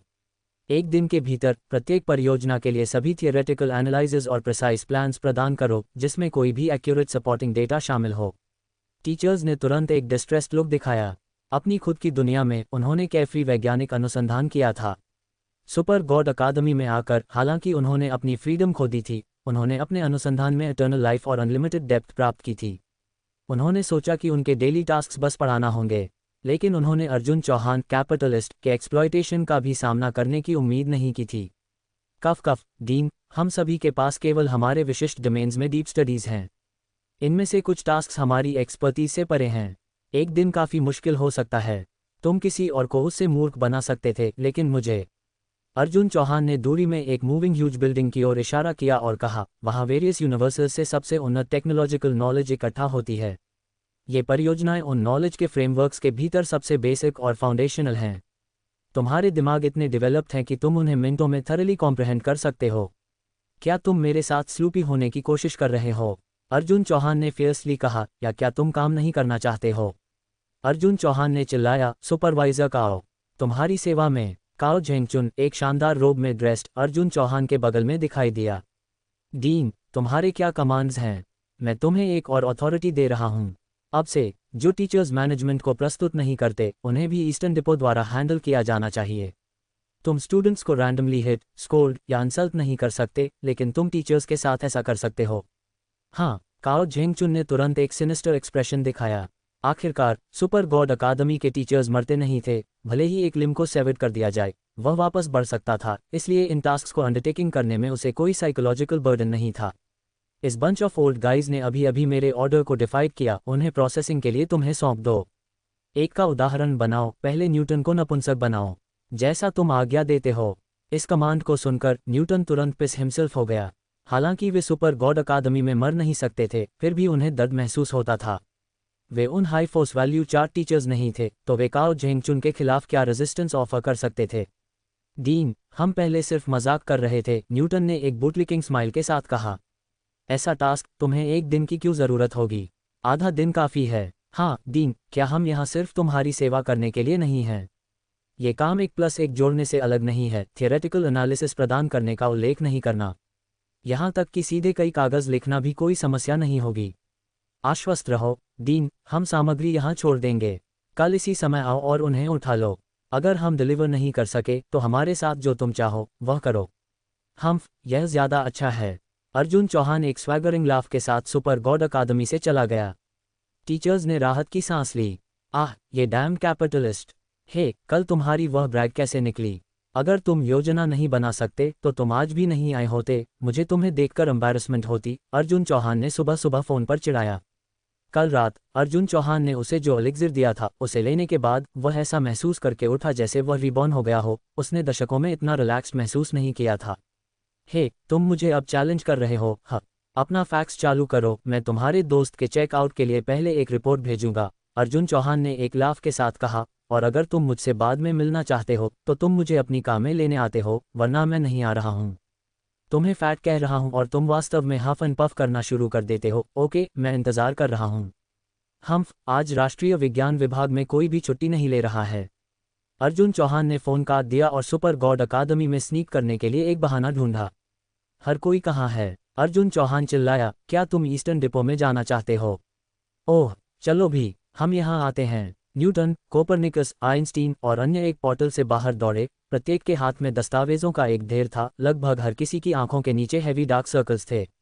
उनके लिए ये अनुसंधान परियोजनाएं चाइल्ड्स प्ले थीं, लेकिन करंट बेसिक फिजिक्स और टेक्नोलॉजी लेवल्स के साथ इन चीज़ों को स्पष्ट रूप से समझाना वास्तव में उनकी बहुत सारी एनर्जी लेता था। 100 से ज़्यादा परियोजनाएं, 100 से ज़्यादा फाइल्स, सभी एक साथ लगभग एक का को भर सकते थे। डीन, मिशन पूरा हुआ। न्यूटन ने अपने माथे से पसीना पोंछा। दिन और रात काम करने के बाद वह आखिरकार अपने ब्रेदरन को बचाने में कामयाब रहा था। बुरा नहीं, बुरा नहीं, अर्जुन चौहान ने दस्तावेजों के मोटे ढेर को थपथपाया। ये भारत के साइंटिफिक और टेक्नोलॉजिकल लेवल्स को कम से कम 5 से 10 साल तक एडवांस करने के लिए पर्याप्त थे। तुम लोगों ने कड़ी मेहनत की है, मैं अगले साल तुम्हारे सैलरीज को बढ़ाऊंगा। अर्जुन चौहान ने न्यूटन के कंधे को थपथपाया। न्यूटन और अन्य स्पीचलेस थे, जैसे कि उन्हें शुरू में भुगतान किया जा रहा था, भले ही उनके पास सैलरीज हों, इसे खर्च करने के लिए कहीं नहीं था। सुपर गॉड अकादमी के एटर्नल स्लेव्स होना उनका डेस्टिनी था। अपने निवास पर वापस अर्जुन चौहान ने सीधे बूढ़ा शर्मा को एक डॉक्यूमेंट फैक्स किया। 100 से ज़्यादा पेज, यह एक डॉक्टरल थीसिस के लिए भी पास हो सकता था। बेशक बूढ़ा शर्मा एकेडमिक रिसर्च में शामिल नहीं था, वह बस इन चीज़ों को नहीं समझ सकता था और कैजुअली डॉक्यूमेंट को बूढ़ा सुरेश को पास कर दिया। यहाँ उल्लिखित बूढ़ा सुरेश नामक एक रिटायर्ड शिक्षाविद है, जो अब अपने 90s में है, लेकिन फिर भी रोबस्ट और हमेशा रेस्टलेस है। इसलिए राज्य ने उसे हर साल सभी मेजर साइंटिफिक रिसर्च प्रोजेक्ट्स को ऑर्गेनाइजिंग करने के लिए सौंपा। हालांकि हर साल हमेशा एक बड़ा प्रोजेक्ट अवैल्यूएशन ग्रुप होता था, परियोजनाओं की फाइनल अप्रूवल के लिए अभी भी सुरेश के फैसले की आवश्यकता थी, क्योंकि उसका मानना था कि केवल वही जो वास्तव में इन परियोजनाओं को अंडरटेक करने में सक्षम थे, वे राष्ट्रीय परियोजनाओं के लायक थे। अर्जुन चौहान ने जो डॉक्यूमेंट भेजा था वह लक्षित कैंसर सेल उपचार नामक एक टेक्निकल प्लान था, जिसमें एक निश्चित आइसोटोप के साथ कैंसर कोशिकाओं का पता लगाना और उन्हें नैनोस्केल स्लो रिलीज पार्टिकल्स के साथ प्रिसाइजली टारगेट करना शामिल था। कैंसर अनुसंधान हमेशा एक ग्लोबल फोकस रहा है, वैज्ञानिक अनुसंधान परियोजनाओं में एक अनशेकेबल प्रायोरिटी। शिक्षाविद सुरेश की एक्सपर्टीज हाई एनर्जी फिजिक्स में थी, इस योजना को समझने से बहुत दूर एक फील्ड जिसमें केमिस्ट्री, बायोलॉजी और मेडिसिन शामिल थे। उसने तुरंत अपने एक दोस्त से संपर्क किया। शिक्षाविद सुरेश के दोस्त एक 83 वर्षीय प्रोफेसर, जो एक शिक्षाविद भी था, अनुसंधान योजना की समीक्षा के बीच में ही अपने हाथों से ट्रेम्बलिंग करना शुरू कर दिया। ये सिर्फ एक प्लानिंग रिपोर्ट नहीं थी, ये व्यावहारिक रूप से एक स्ट्रैटेजी गाइड थी। योजना में ड्रग प्रिपरेशन से टेस्टिंग और फिर मास प्रोडक्शन तक सब कुछ शामिल था, जिसमें विस्तृत इंट्रोडक्शंस और यहाँ तक कि प्रिडिक्टेड एक्सपेरिमेंटल रिजल्ट्स भी शामिल थे। दूसरे शब्दों में, जब तक किसी के पास ये डॉक्यूमेंट था और अगर डेटा एक्यूरेट थे, सही इक्विपमेंट के साथ, वे इस परियोजना को पूरी तरह से रियलाइज कर सकते थे। इस प्रोजेक्ट बुक में सुझाया गया अप्रोच हाईली इनोवेटिव था, यहाँ तक कि समकालीन समझ को भी पीछे छोड़ रहा था, लेकिन उसके एकेडमिक लेवल के साथ इस योजना की फीजिबिलिटी शायद बहुत अधिक थी। डेटा को वेरीफाई करने के लिए बस थोड़ा समय चाहिए था। अगर सभी डेटा एक्सपेक्टेशन से मेल खाते थे तो वे आधे महीने में ड्रग टेस्टिंग पूरा कर सकते थे और दूसरे आधे में ह्यूमन टेस्टिंग में जा सकते थे। जब तक रिजल्ट्स प्रॉब्लम फ्री थे, वे तुरंत मास प्रोडक्शन शुरू कर सकते थे। एकमात्र अफसोस ये था कि इस डॉक्यूमेंट में उल्लिखित दवा केवल पेट के कैंसर के खिलाफ इफेक्टिव थी, लेकिन पेट का कैंसर वर्तमान में सबसे बड़े प्रपोर्शन के साथ कैंसर का प्रकार है। अगर पेट के कैंसर पर विजय प्राप्त कर ली गई तो ये लगभग कहा जा सकता था कि इंसानों ने सभी कैंसरों के आधे को हरा दिया था। उसने अपने पूरे जीवन में कैंसर पर रिसर्च किया था और खुद को विषय पर एक अथॉरिटी माना, लेकिन इस प्रपोजल के ओनर की उपस्थिति में उसने महसूस किया कि उसका स्तर एक शिक्षाविद की तुलना में एक प्राइमरी स्कूल स्टूडेंट का था। उसने केवल कैंसर कोशिकाओं के स्प्रेड को धीमा कर दिया था और बीमारी की प्रोग्रेशन को कंट्रोल किया था, लेकिन हेल्दी सेल्स पर भी कुछ साइड इफेक्ट्स थे। फिर भी दूसरे सीधे टारगेटेड ट्रीटमेंट प्राप्त कर सकते थे, जिसका ह्यूमन बॉडी पर शायद ही कोई इम्पैक्ट था। और यह एक क्यों था? इसका क्या मतलब था? ये पूरी मानवता के लिए एक ब्लेसिंग था। बूढ़े सुरेश, ये प्रोजेक्ट प्लान कहाँ से आया? उसने तुरंत सुरेश के साथ अपनी राय साझा की। ये बूढ़ा शर्मा था जिसने इसे मुझे दिया। तुम क्या सोचते हो? सोच बहुत एडवांस है और फीजिबिलिटी अधिक है। अगर हम ऑफिशियली एक्सपेरिमेंटल टेस्टिंग शुरू करते हैं तो 1 महीने के भीतर एक प्रीलिमिनरी रिसर्च रिजल्ट्स रिपोर्ट प्राप्त की जा सकती है। क्या यह इतना इम्प्रेसिव है? सुरेश तुरंत खड़ा हो गया। गार्ड, शिक्षाविद सुरेश, क्या बात है? मेरे लिए एक व्हीकल का अरेंजमेंट करने में मदद करो, मुझे बूढ़ा शर्मा के यहाँ जाना है। 1 मिनट रुको, मेरे यहाँ रुककर मुझे उठाओ, मैं भी जा रहा हूँ। थर्ड बूढ़ा शर्मा के घर का दरवाज़ा अर्जेंट नॉक्स की एक सीरीज द्वारा लगभग बस्टेड ओपन हो गया। बूढ़ा शर्मा, दरवाज़ा खोलो, तुम क्यों आए हो? बूढ़ा शर्मा पजल्ड लग रहा था। हालांकि वे दोनों दिल्ली में रहते थे, शिक्षाविद सुरेश फेमसली बाहर जाने से अवर्स था, सिवाय अपने खुद के घर और रिसर्च इंस्टीट्यूट के। अगर वह कहीं और जाता तो यह उसकी हानि मानी जाती। और सिर्फ वही नहीं, मेडिकल एकेडमी से एक और हाई रैंकिंग शिक्षाविद गौरव उसके साथ आया था। बातचीत बंद करो, वह कहाँ है? शिक्षाविद सुरेश ने अपने यार्ड के माध्यम से सर्चिंग करना शुरू कर दिया। कौन? वह व्यक्ति जिसने तुम्हें ये डेटा दिया। ये डेटा? बूढ़ा गौरव ने कहा, यह चीज़ हमारे करंट लेवल से बहुत ज़्यादा है। जल्दी से इस व्यक्ति को बाहर बुलाओ। ये राष्ट्रीय परियोजना उसे सौंपी जानी चाहिए। अगर वह इसे लेने के लिए अनविलिंग है तो मैं सीधे अध्यक्ष के पास जाऊंगा और उसे पर्सनली अनुरोध करवाऊंगा। क्या ये थोड़ा एग्जैजरेटेड नहीं है? बूढ़ा शर्मा ने शिक्षाविद सुरेश को इतना एजिटेटेड कभी नहीं देखा था। तुम नहीं समझते, शिक्षाविद गौरव ने कहा, अभी पूरी दुनिया कैंसर के उपचारों पर रिसर्च कर रही है। अगर हम रिजल्ट्स प्रोड्यूस करने वाले पहले हैं तो दुनिया का पूरा मेडिकल फील्ड हमें, भारत को अथॉरिटी के रूप में पहचानेगा। हाथ में ऐसी एक प्रॉमिसिंग प्रोजेक्ट रिपोर्ट के साथ मैं एक्साइटेड कैसे नहीं हो सकता। ये डेटा आणविक फॉर्मूले के एक हिस्से को छोड़कर जो ऑब्सक्योर था, बहुत कंप्लीट इन्फॉर्मेशन शामिल था। अन्यथा प्रोफेसर सुरेश ने बिना किसी साउंड के यूनिलैटरली इस रिपोर्ट को रिटेनिंग करने पर भी विचार किया होगा। लेकिन तुमने एक वेस्टेड ट्रिप की है, बूढ़ा शर्मा ने एक रिजाइंड स्माइल के साथ कहा। ये डेटा मुझे फैक्स किया गया था, वह व्यक्ति मेरे घर में नहीं है। तो उसे बताओ कि अगर वह इस परियोजना को लेने के लिए विलिंग है तो वह वॉटएवर रिसर्च फंडिंग की उसे ज़रूरत है उसका नाम ले सकता है। 30 मिलियन, 50 मिलियन। अगर वह पर्याप्त नहीं है तो मैं और ज़्यादा के लिए अप्लाई करूंगा। ये चीज़ हमारे देश की कैंसर उपचार टेक्नोलॉजी को पश्चिमी देशों से कम 5 से 10 साल आगे बढ़ा सकती है। शिक्षाविद सुरेश ने ऑफर किया। ये बच्चा, बूढ़ा शर्मा ने सोचा, अर्जुन चौहान ने सिर्फ एक शाम में क्या कंकॉक्टेड किया था, उसकी मैग्नीट्यूड से शॉक था। पोटेंशियल वास्तव में बहुत अधिक था। तुम स्लाइकेड, जल्दी यहाँ आओ, कोई तुमसे मिलना चाहता है। बूढ़ा शर्मा ने जल्दी से अर्जुन चौहान को सूचित किया। यहाँ आओ। माफ़ करना बूढ़ा शर्मा, मैं अभी टॉयलेट पर बहुत ज़्यादा देर तक रहा और मेरे पैर नम हो गए। अगर कोई मुझे लेने नहीं आता तो मैं चल नहीं सकता।